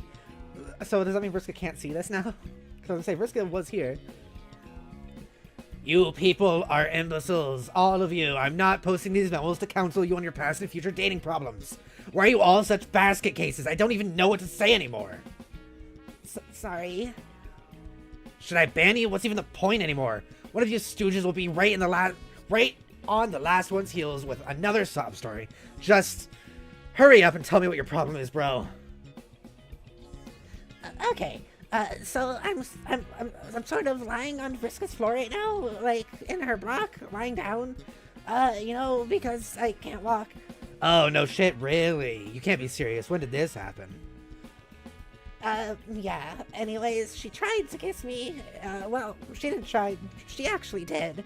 And then kind of dropped me, and also we are wearing costumes? Wow, I'm not explaining this well. This is so fucked up. What have you gotten yourself into? Now to make it, a lot weirder, there is an angry voice in my head. I don't think it's Rufio this time. Rufio's not that angry. He's also imaginary. Like, a fake made-up friend? You know, like the way fairies are. God, I actually remember reading this bullshit. Or skimming it at least. How could I forget? More loony block theater, and here I am drawing the curtains for you guys like a dope. Anyway, I think Vriska is upset about it, and she's not talking or anything. What do I do? Okay, well, I can advise you and stuff, but you do realize this is a public bulletin. We should be having this chat in private. Everyone can read this, even her. I mean, fuck, she was just here talking, you dummy. I know, I read that, but that's future her, which doesn't seem so bad. Maybe future her can read this, and I guess... no, I'm sorry about it. I didn't mean to hurt her feelings. Well, fine. If you want to broadcast a trans timeline apology, then fine. But you should realize the future is kind of a wide open thing. I mean, she could read this in like 2 minutes in the future as well as 600 hours. At that point, you would essentially be talking to a present her, completely defeating the purpose of your spineless message in a bottle apology. Oh, yeah. I didn't really think about that. Arachnid script, 8 minutes ago, responded to memo. Hi. Carcat, shut up. This does not concern you. Okay, whatever. My memo, but whatever. Wow. Hi. Hi, Nikoshi. Welcome to the stream. Thanks for stopping by. Nikoshi says, hello, how's it hanging, my friends? Doing pretty good. Reading some Homestuck. Reading some good old Homestuck. Tavros, it's okay, really. So you don't feel that way about me. That's fine. I shouldn't have expected any different. I can deal with it. I'm not a wimp like you. I'll roll with the bad breaks all the time. No biggie. In fact, I already have dealt with it. I was over here dealing with it while you were over there on the floor fooling around with your computer after a cute girl tried to kiss you for some reason. As it turned out, fooling around with your computer too... Go cry in future Carcat's shoulder about this? Yeah. You're a strange and funny boy, Tavros.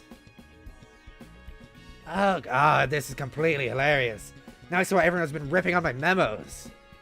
Carcat, I said shut the fuck up. Anyway, though totally unnecessary, your apology is accepted. Okay. Now pick yourself up off the floor so you can go wring some fucking treasure out of the miserable magic rock. Yeah, I'll try. Actually, never mind. I'll be over here to help you. I'll be over there to help you with that too, kind of like I do with everything. Just lie still and try to start crying or anything, and wait a few minutes for your time frame to catch up with mine. What? Exactly. I am smarter than you. You see, you're learning. Fuck, enough already. There, great, another happy couple. And whatever hideous quadrant this batshit pairing will sustain. Now off you go. Carcinogenesis banned past audio's Toreador from responding to memo. Current carcinogeneticist banned past Arachnid script from responding to memo. Current carcinogeneticist. Holy hell. This is exhausting. I don't even know what I was talking about anymore. Okay, maybe I'll take a minute to collect my thoughts and get back on topic here. Future carcinogeneticist, 609 hours from now, responded to memo. No, you won't. This one was particularly nauseating in retrospect. I'm shutting this down. Future carcinogeneticist banned current carcinogeneticist from responding to memo. Future carcinogeneticist closed memo. That's funny. Hey, Runt. Who's saying this? Hey, Runt. Get up, Runt. Get up on those goddamn jolly legs of yours. Go kiss the girl. I say get your ass up and go kiss the girl, you pipsqueak. Who's saying this? I don't know what voice to do. You're making me mad, Runt. Kiss that girl. I'll rip your horns off and put them through your eyes. I'll pop your little head like a grape. You're a wimp, you know that? Make me sick. Kiss her. Kiss her, you wimp. Get up and kiss the girl. Interesting. You're having trouble bringing yourself to get up and kiss the girl. You kiss that girl this instant. Oh, it's this guy. Okay. I'm gonna reread it in this guy's voice then. I like how they're just like, this guy's like just actually shipping them. You're making me mad, Runt. Kiss that girl. I'll rip your horns off and put them through your eyes. I'll pop your little head like a grape. You're a wimp, you know that? Make me sick. Kiss her. Kiss her, you wimp. Get up and kiss the girl. You're having trouble bringing yourself to get up and kiss the girl. You kiss that... You kiss that girl this instant. They finally have voices! You cannot do it. You cannot kiss the girl. Look at that face. Look at that little baby face. Thief! So this is the queen, I think, is when it's this text. Thief. You will need to be strong.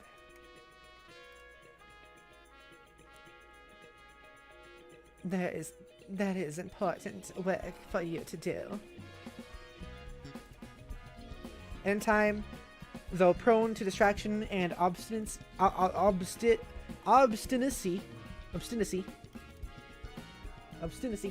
We're still in the Vriska music, I just realized. Or not the Vriska, Nepeta. Obstinacy. Obstinacy. The quality or condition of being obstinate. Stubbornness. Okay. And in time, though prone to distraction and obstinacy, she would, but not alone. Whoa, she's all spacey and green somewhat. To bring every circle closed, her partner and rival would have to be guided in tandem. The thief and the seer were to serve as twin lashes of the scourge, cracked by a quasi-royal against her own former kingdom to settle a score, to make him pay. Scourge's black inches would rip red miles through Durst, and the bright rivers gushing from its wounds would wash her mutineers down the drains of exile. In time, they would have to answer for their treason. Patience would be necessary, but then she'd recently come into all the time in the universe. Snowman, that's her name. So it's not Queen, but kinda is, but also isn't. Continue briefing.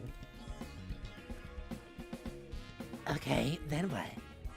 Find the ring before he does. Oh, that's funny. Trezzy doing this. Where is it? Oh, that's her saying it. Find the ring before he does. Where is it? Retrieve the ring from the royal vault. And then destroy it.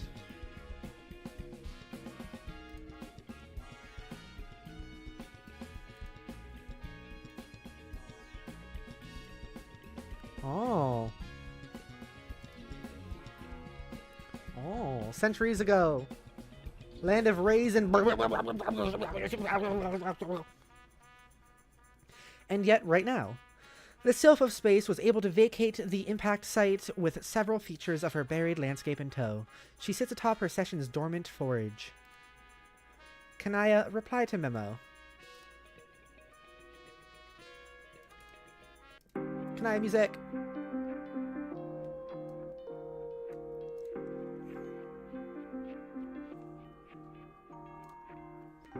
Future carcinogeneticist, 599 hours from now, open memo on board team Adore Bloodthirsty. So this is still like 25 days in the future. Fine then, since past me just banned current me from the preceding memo. Oh. And doesn't appear to give a shit about my future wisdom as usual. Looks like I'll just have to start another memo from scratch. Hey, past me, go have a blast killing the king. I'm sure it'll be awesome. In fact, it was awesome. Bang up jog with that dude. Too bad it was all just a huge waste of time. Oh, what's that, past hole? You didn't read this and figure that out ahead of time? Or maybe you just skimmed this and didn't get through your thick bulge. What a shock. Memo within memo to present self. Memo within memo to present self. Put forth a more concerted effort to impress upon everyone in the past, myself included, what a bunch of fucking idiots they all are. I am learning a valuable lesson today. It turns out you can't alter the outcome of decisions made by morons, no matter how much you yell at them. All you can really do is give them a hard time and try to make their lives just a little bit more miserable. Which sounds like a more noble pursuit than changing destiny for the better anyway, frankly. Losers should be forced to face the music, even for the mistakes they haven't made yet. Their punishment is being allowed to make the mistake in the first place. Talk about poetic justice. And then getting soundly berated before, during, and after the mistakes are being made is just the mucus on the grub loaf. The sweet, tangy mucus. This is dumb. Why did I ever think these memos were going to be a good idea? Nobody cares. I mean, nobody's even trolling me anymore. I'm leaving myself wide open too, saying some pretty dumb things here.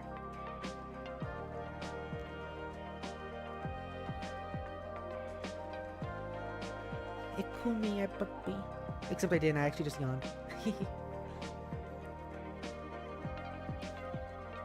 I guess maybe I wrote too many, and filled too many of them with long arguments with myself.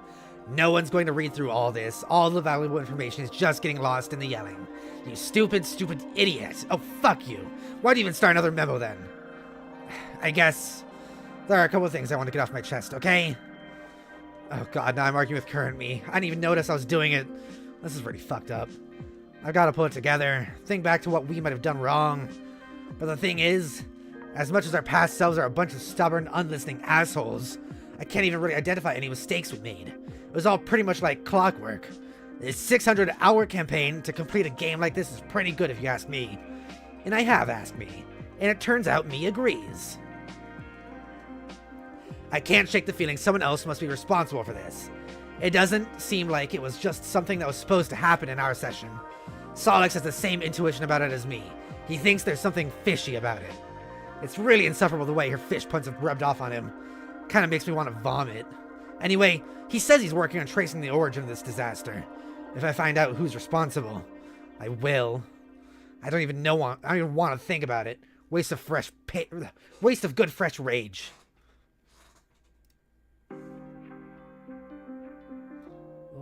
Car cat music.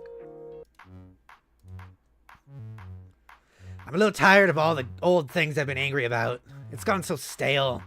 In a weird way, I'm sort of looking forward to having something new to be pissed off about.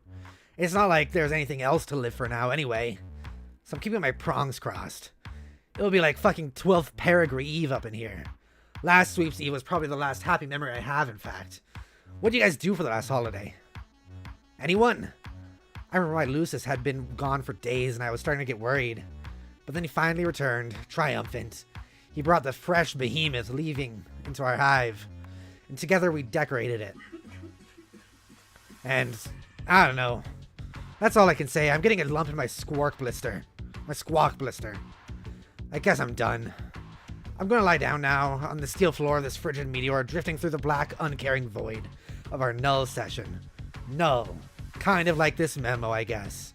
Later. Current Grim Auxiliatrix right now responded to memo. I don't think we did anything special. Whoa. Hey. What? Last 12th, we stayed in, and I read stories to her. It was nice. Oh. That's cool. This is the first time you responded to a memo that I can recall. You took it right down to the wire. I was just about to close this thing. Yeah, I know. I wasn't sure if I was going to. But then I noticed a conversation in which I was a participant. Which, as it turns out, is the conversation taking place right now. I scanned it briefly, and then perused other memos from my presence. I found none and returned to this one. But my part of the conversation was gone. I regarded this as a prompt to begin typing and record my contributions live. That is how this works, isn't it? Pretty much. For a while it was frustrating. When I discovered the feature, I was kind of breezed through all my future memos. Not really reading all of them carefully or thoroughly. Then I looked at it again and the whole board was gone. Because it was time to make it in the first place, so I did. Then I kept making memos with only foggy recollections of what they all contained. While all these other chumps from different times kept giving me shit. Including myself.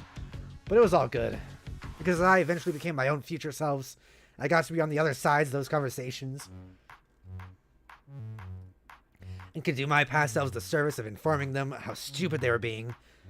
I stopped bothering trying to remember how any of these memos went. Honestly, the last few weeks have been a blur to me.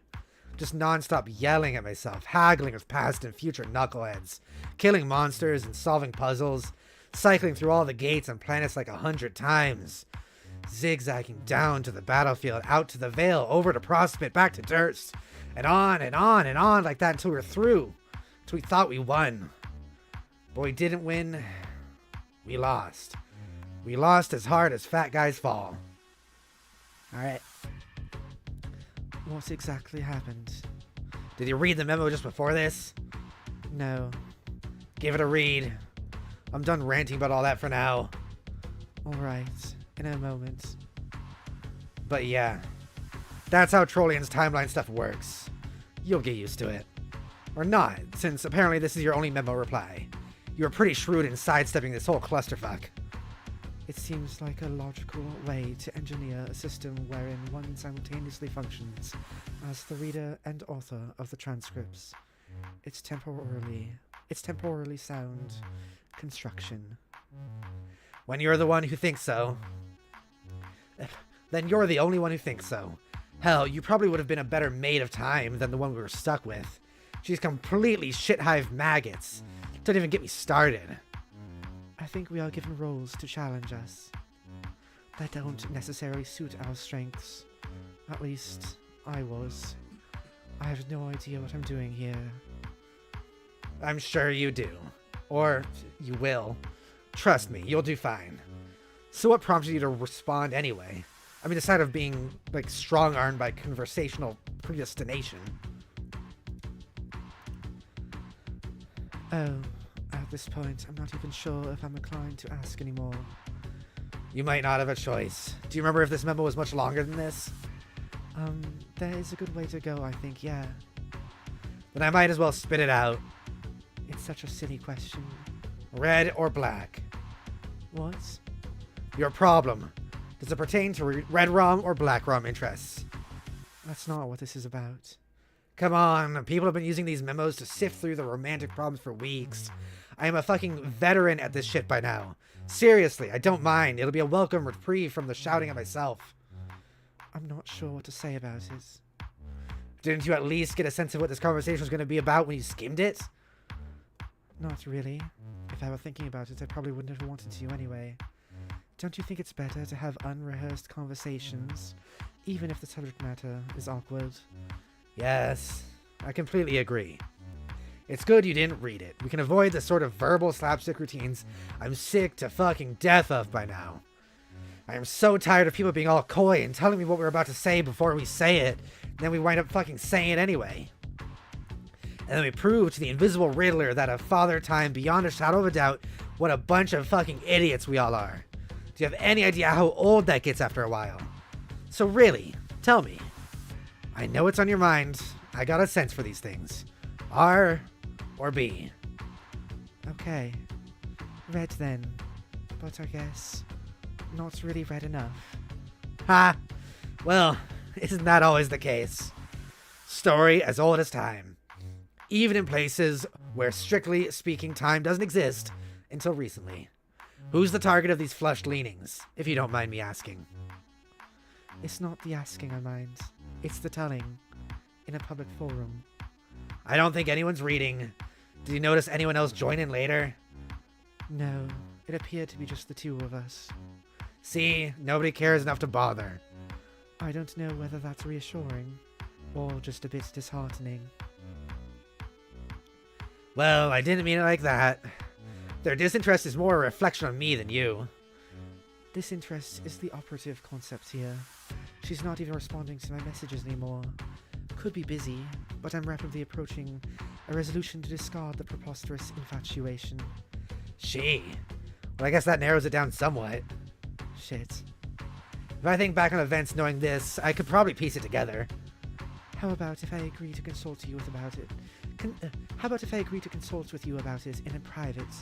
We can drop it here, before you crack me like a vault, with your weird romance-sleuthing acumen. Alright, deal. It still puzzles me that you are so versed in the topic. Do you have access to a manual archived on a remote server somewhere? What? Of course not. I don't actually know what all that... I don't actually know all that much. I just know this stuff will drive you shit-hive maggots if you don't figure out how to deal with it. That figure of speech you keep using puzzles me. Like, not that I expect you to give a shit, but personally I'm all twisted up about Black Rum stuff especially. Honestly, I don't think I was cut out to havoc his Masis. I think my standards are way too high. Did you know that? This feels so insane to admit, but over the course of this adventure, at times I actually began to suspect I was my own Kismasis. How fucked up is that? I'm not qualified to say. Neither romance nor psychology are my strong suits.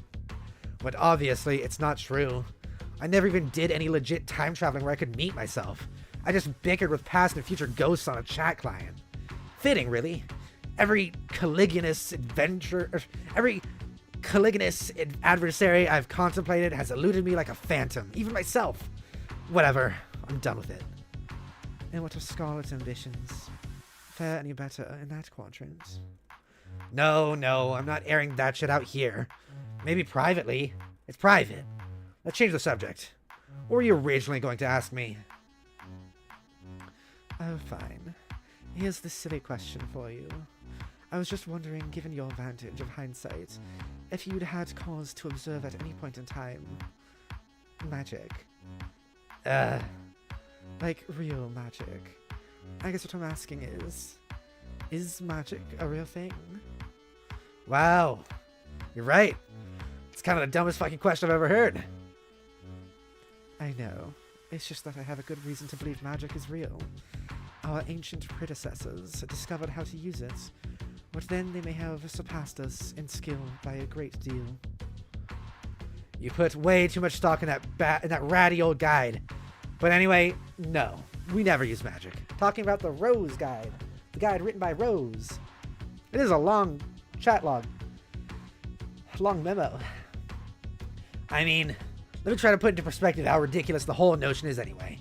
We can alchemize practically anything with the right materials and grist. We can and did make super powerful weapons and items that can do practically anything. What additional advantage could magic offer? All this shit is practically magic anyway. But more like goofy, sciencey magic, you know?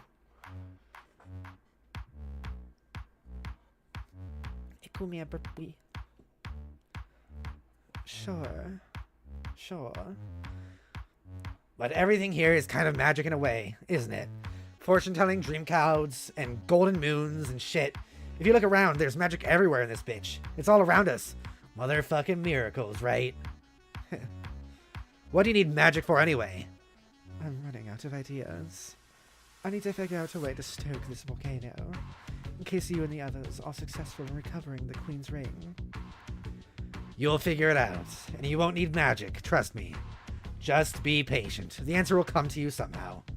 I guess you would know. Yeah. Really, there's nothing to worry about. At least as far as the details of the adventure go.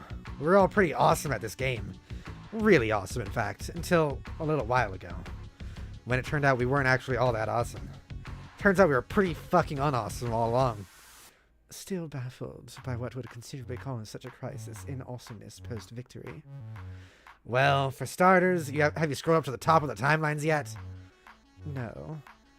Check that out. Maybe read a few recent memos. But other than that, it's not for you to concern yourself with. Just deal with getting through the quest. I'll catch up with you about it when we catch up with me on the timeline. Which just happens to be right now. Say hi to myself for me. Say hi to me for myself. Okay, I probably won't do that, but alright. What the hell are you doing over there anyway? You mean future me? Yeah. You're messing around with your chainsaw while Tybros is sleeping on the floor. Oh god! Fuck! What are you doing? What did I do? Future carcinogeneticist 2, 600 hours from now, responded to memo. Look how long this whole thing is. That was the, getting the legs replaced, right? It's only an hour later, responded. 599 hours, now an hour later. Okay, everything's fine, I guess. What's happened? I passed out for about an hour. Fucking embarrassing. You are out of your goddamn mind, you know. Shit hive maggots, you mean? Yeah, in a good way, though. Okay, I'm shutting this memo down for my past self, since he's currently lying unconscious on the floor an hour ago. See you in the future now. Till then. Future carcinogeneticist 2 banned current Grim Auxiliatrix from responding to memo. Future carcinogeneticist 2 banned future carcinogeneticist from responding to memo. Future carcinogeneticist 2 closed memo. Kanaya, scroll up. Wow, we're almost at 4 hours already. Holy shit. Terezi, fly up. I guess these are the timelines, and this is like where they're responding from. That's kind of neat. Did the previous page have that? It had something like that. Interesting. Okay. Terezi, fly up. Whoa, awesome. You're so fucking cool, Terezi. Hell yeah, that's awesome. Yeah, this is definitely like people I know sometimes say like just skip to the trolls, it's more interesting. But also none of this would make sense if you did that because like sure you get all the cool character stuff, but you would have no idea what's going on with the game. Like at all. Because they're just kind of like skipping through a lot of the game stuff because we already know how it works. Sukuda says, how long is it? How long is the story? It's like 8,500 pages and we're on like 2,570 currently. So it's a lot.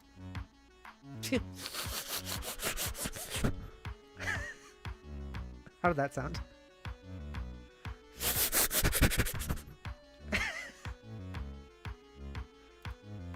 Dragon Sprite.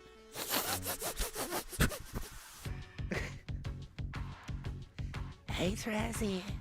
Hey. Hi, Terezi. Hi.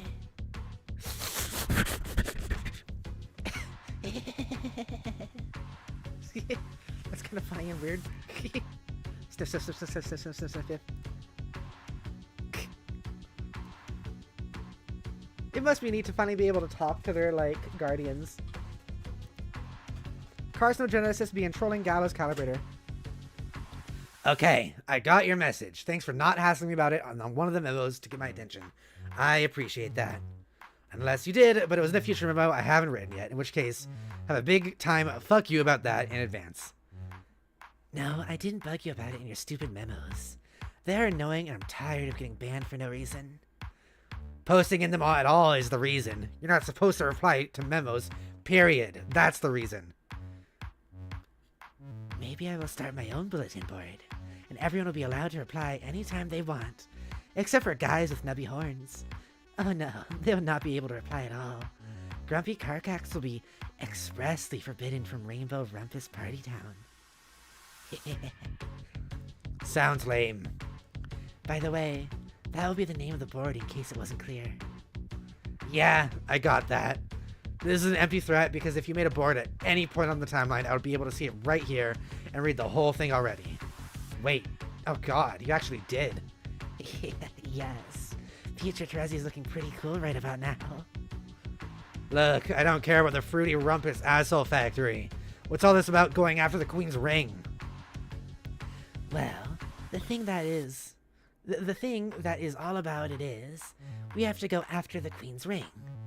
It is in a new mission. But we're still in the middle of trying to pull off a register with Jack. Why don't we take it one mission at a time? Yeah, about that. The whole point is to destroy the ring so Jack doesn't get it. Why would we want to do that? Jack's an ally. Also, the mission sort of involves exiling Jack too. This is bullshit. We're not exiling Jack. He's cool. Carcat, he is not that cool. Yes, he is. He's a total badass with a fuck ton of blades and shit. He's helping us out. Okay, I think it's pretty cute that you sort of look up to him like that. But seriously, I do not get a good feeling from him. He kind of stinks. Let me act shocked. Let me acted shocked like I didn't see that coming. Oh, fuck, I forgot my horns. I always forget them. Wow. There they are. No, well, sort of. He doesn't smell bad, actually. He smells really clean and shiny and dark. Like an oil slick. And there's a tiny hint of licorice there, too. It's more like the way he moves. I smell his smooth motions, and the way he squints his eyes, and it gives me this really nervous feeling. What a surprise. You're dragging your weirdo nose into this. What an outstanding character witness. Objection, your tyranny. The bottom line is I'm not going to exile Jack because you believe you can smell malice off an interpretive dance. Carcat, he's a jerk. He has stabbed you on more than one occasion. Some of those stabbings were accidental. Okay, well I know for a fact the third time was accidental. Anyway, you've beaten the shit out of me a few times yourself. But I didn't draw blood. I mean, I could have to satisfy my curiosity, but I didn't as a courtesy to you, since you still want to keep it a secret from me, like a petulant little wiggler. Nah.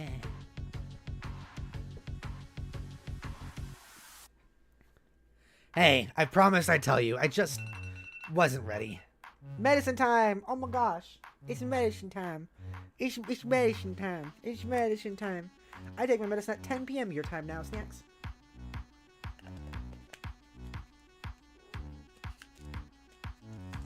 I do definitely need some water with all this Carcat voice acting.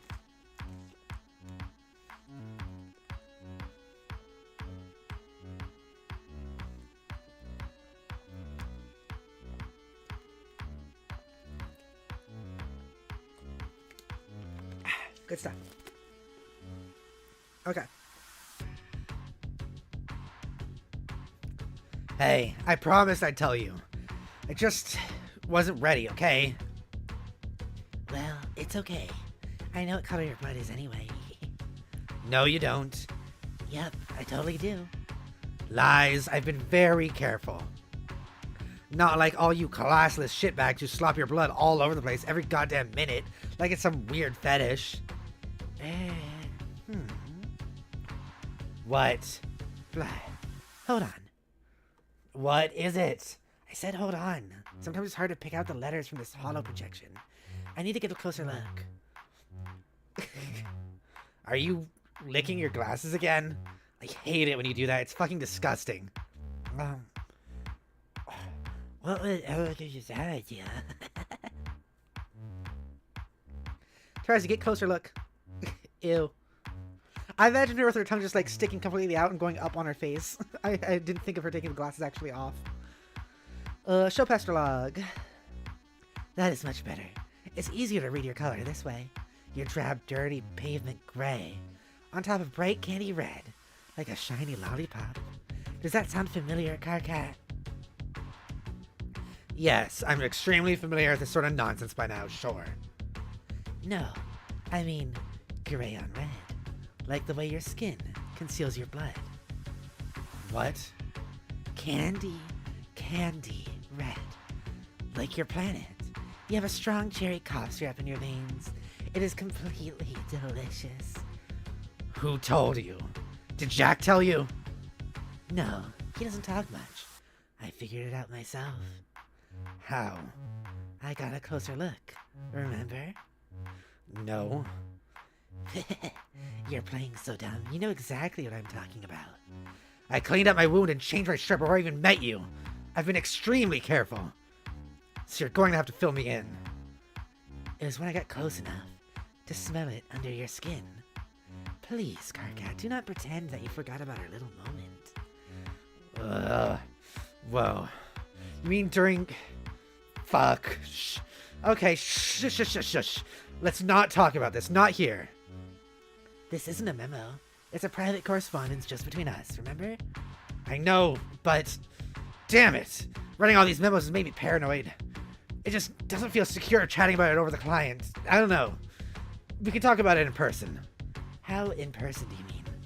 Uh-oh. Look at my eyebrows getting carried away here. Wink, wink, wink, wink, wink, wink, wink. Karkat, help. They're out of control. Those are eyebrows. I thought they were horns. They're horns, too. They're whatever I want them to be. Ugh. Don't change the subject by being cute. Well, apparently I can't just fucking help myself, can I? Nope. How could you even smell so damn well anyway? You give me a hard time being coy about shit, but when it comes to your crazy senses, you're so vague. It's like trying to decipher the daily horoscope riddle, or the riddles for 48 signs combined. Ugh. You're a relentless subject changer. No, that's the wrong person. You're a relentless subject changer. Fine. It's okay if you don't want to talk about it. God, you're so shy for an angry guy who wants to be a big shot leader. It's ridiculous. Look, we'll talk, I promise. Why don't you just say some stuff about yourself for a change and cut me some slack? Okay. Whoa, we're so high up. Oh my god. We're probably gonna end soon. Okay, there's a sound page next, and then we'll end it after that. I'm sure I mentioned after you met my sprite, I learned from her through my dreams before she hatched. Yeah, but it's still so vague. That's the whole point. How about a straight answer? Oh, Karkat, I can only give gay answers. But I'll try. I made that line up. When I went blind, that's when I first woke up, and my Lucis helped me wake up. Sort of. You mean on Prospect's moon? Yes, but except for a very brief moment, I was blind in my dreams too. The dream self-image I project can't see, because I guess deep down I don't really want to. Why is that? Is it out of spite to Vriska? I know I'd probably be cool with it out of spite more than anything. No, not that there wasn't some satisfaction being okay with it. Grateful about it even. And making sure she knew that. But that's not it. The day it happened was the first time I ever heard from my Lucis. She woke me up, and ever since has been teaching me a different way to see. A different way to perceive everything, I guess. not just in a sensory way. Okay, so why did you never tell me any of this? You wouldn't have gotten it. Now, even now, you still don't really. You have not even seen Skya yet. How am I supposed to wake up? I don't know. Something different does it for everybody. How many of us are awake now? How much of the future did you see before we started in the clouds, like Kanaya? Also, how did you go blind anyway? What'd she do to you? I don't even know why you're so cagey about that. I still don't see how she could blind you without being anywhere near you. Obviously, she can't control you, so what gives? Karkat, shut up. God, how about if I tell you all about that stuff next time we are in person? In fact, I'll tell you when you wake up. Until then, I'll keep tabs on you in your tower while you sleep like a little honey pajamaed poopa nestled in his cocoon. Wait, let me guess. Do I look adorable? Actually, you kind of look like a big pile of smelly barf. Wow, what the fuck? Of course you do, Thomas. Oh, then good, I guess. Okay, I've got to fly. Don't worry about the ring mission. You can stay busy with the register. I will organize the new mission myself. Later? Wait, Terezi, please don't tell them about my blood. I want to tell them. I mean, I will tell them. Later, once they respect me as a leader. Okay. I'll keep that secret if you keep this one I tell you, which is that between you and me, Karka, I think they already do. Bye. Heart. Bye. Gallows Caliber ceased trolling Carcinogeneticist. Carcinogeneticist ceased trolling Gallows Caliber. Carcinogeneticist began trolling Gallows Caliber. Sent a heart as well. Carcinogeneticist ceased trolling Gallows Caliber. That's cute. They're cute together. Not in like a relationship way, but maybe in a relationship way. I don't know. They're cute either way. Okay, now we're gonna get a sound page. Sound page. Let's do it. Oh God, wait. What is BAHJ? That's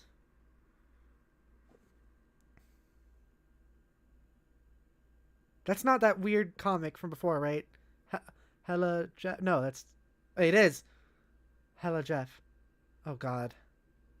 Oh why? Oh why? Kid, where you go, I was gonna show you my stamps. See, are those wings? Time to fly up away to the sky, you fucking piece of garbage. Okay. Bye, Terezi. Bye. Terezi, bye. Puaz, make her pay. Oh boy. I'm pretty sure this one's famous. I'm pretty sure there's a famous scene. Sound one. Krista Mantikins.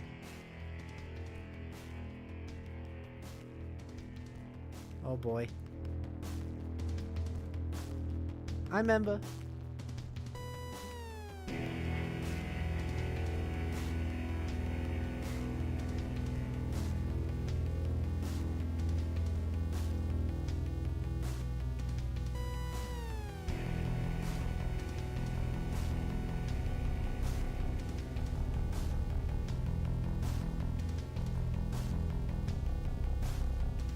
Psychic double.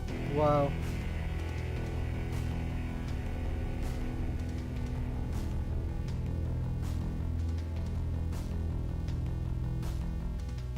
Psychic double something. Whoa, that's the highest quality drawing we've ever seen in Homestuck. Okay. I like it.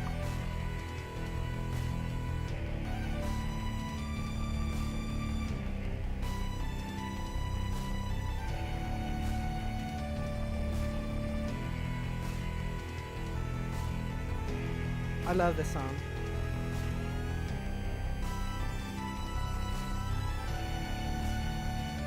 That's cool art.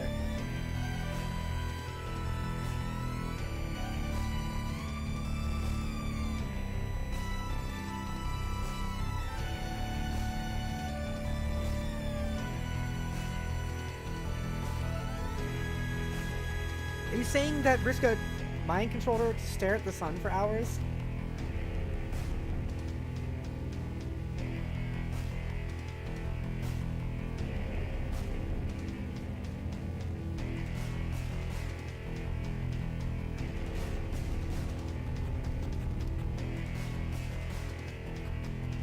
Gamsy. Ew, brain. Ew, they're on the thing. You've got brain thing. Ew.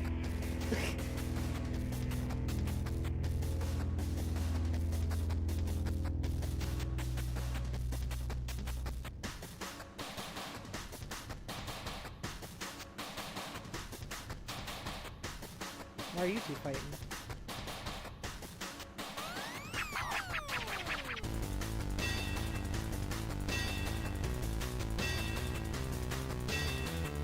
Cool.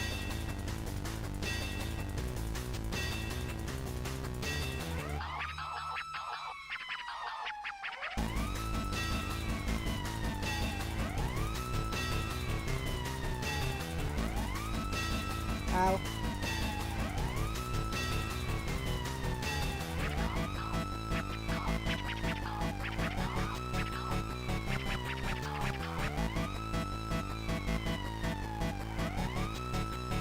Risky, no! And there she woke up.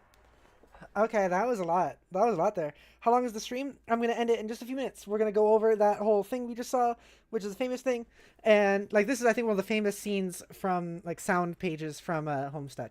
I think we might might change the name of the stream to this, because it's so big. Yeah, we can do that.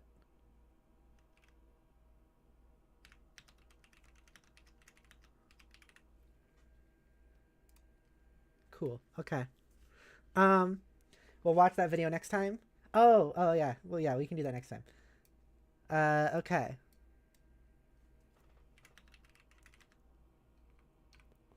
Make her pay. We're gonna find the video so we can go over what just happened.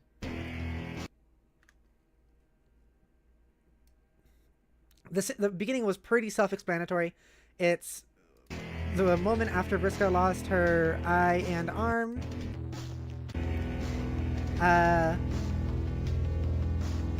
Which Terezi did to her? Is that what happened? How that went? It's tough sometimes when there's so much that happens. I also don't even remember how Aradia died. And then became the robot. I remember the robot was because of Equius, but how'd she die in the first place? I think it must have been with Vriska because of the whole revenge thing there, that seemed like. So Vriska, after getting her eye and arm blown off, she went and mind controlled Tavros, who is able to mind control animals, used Tavros' mind control to mind control Terezi's, I guess, Lucis? In an egg? Second double reach around. Okay. We got some of the highest quality pieces of art we've seen so far. It woke up, and then it told, like, it went and into Terezi's mind and made her stare at the sun in both her dream self and her not dream self. Stare at Skaya and also the sun, which I guess blinded her. Okay, got some cool art. Now she's sleepy.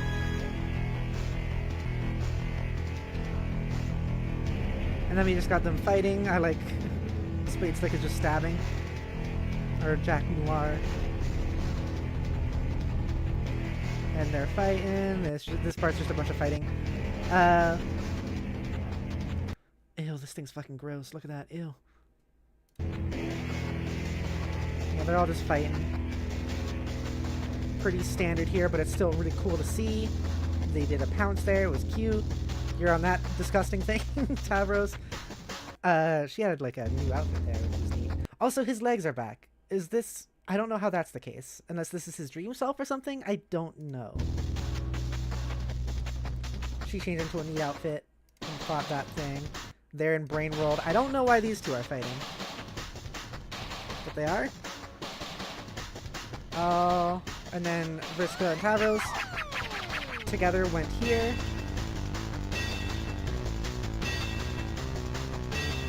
That's cool art as well. And then Vriska and Robo-Radia fought. Snacks, can any of you remind me how, like, Aradia was killed before she turned into a robot? Was that because of Vriska, or did we not find it out yet? Yeah, and she seriously injured, I guess, killed live version of Vriska. So now there's only the dream version of Vriska. frog boom. Frog boom. Fucking frog boom? What does that mean? What the fuck are you saying? I like one of the frog statue building places. So yeah, she killed Vriska, it looks like. So now we're into this version of Vriska in Dream Place. Blew up the frog statue and it crushed her. Okay. Yeah. And now she had that being in here, she has her eye and arm back. And then she wakes up, Trazy slaps her, and that's it. Exciting. Now we're gonna have the those two back together, the Scourge sisters. Oh boy, oh boy. I think at some point I want to do like a tier list ranking of how much I like each character. I think that'd be fun. And then we can do it. Maybe we can do it at the end of each stream to see like how it evolves with each stream. Okay, well, I think we'll end this one here. Thank you all so much for watching. You're all wonderful, beautiful people. I love you so much. Let's see what the next page is. It's this. So this we'll have this be the where we start up next time on page 2579. So yeah, thank you all so much for watching. You're wonderful, beautiful people. I love you so much. Tomorrow we'll be playing some more Prey Moon Crash.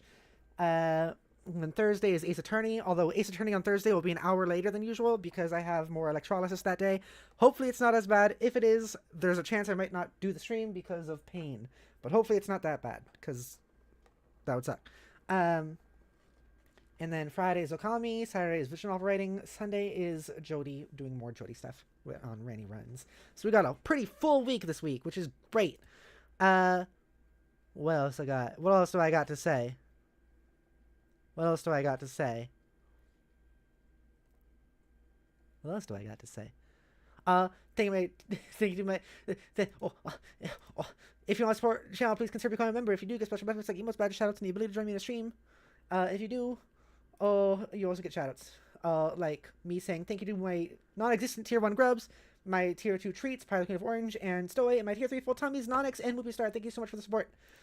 You can also check out my Blue Sky and Discord server in the description below, or you can donate to my donation goal down here, which will result in me eating the world's hottest chocolate. Also, I hope you all like my outfit snacks. I hope you like my outfits like this one and the other one. I hope you think I am sexy and wear good outfit snacks. I think I am sexy and wear good outfits. Okay, goodbye, bye-bye, goodbye, bye-bye, goodbye, bye-bye. Wait. Goodbye, bye, goodbye, bye, goodbye, bye. Always good outfits, always sexy. Thank you, yay. Okay, goodbye, bye, goodbye, bye. Wait, did I even do a full turnaround of this outfit? I don't think I did. I mean, it's just kind of what you'd expect, but still. Okay, goodbye, bye, goodbye, bye, goodbye, bye, goodbye, bye, goodbye, bye, bye, bye, bye. Mwah.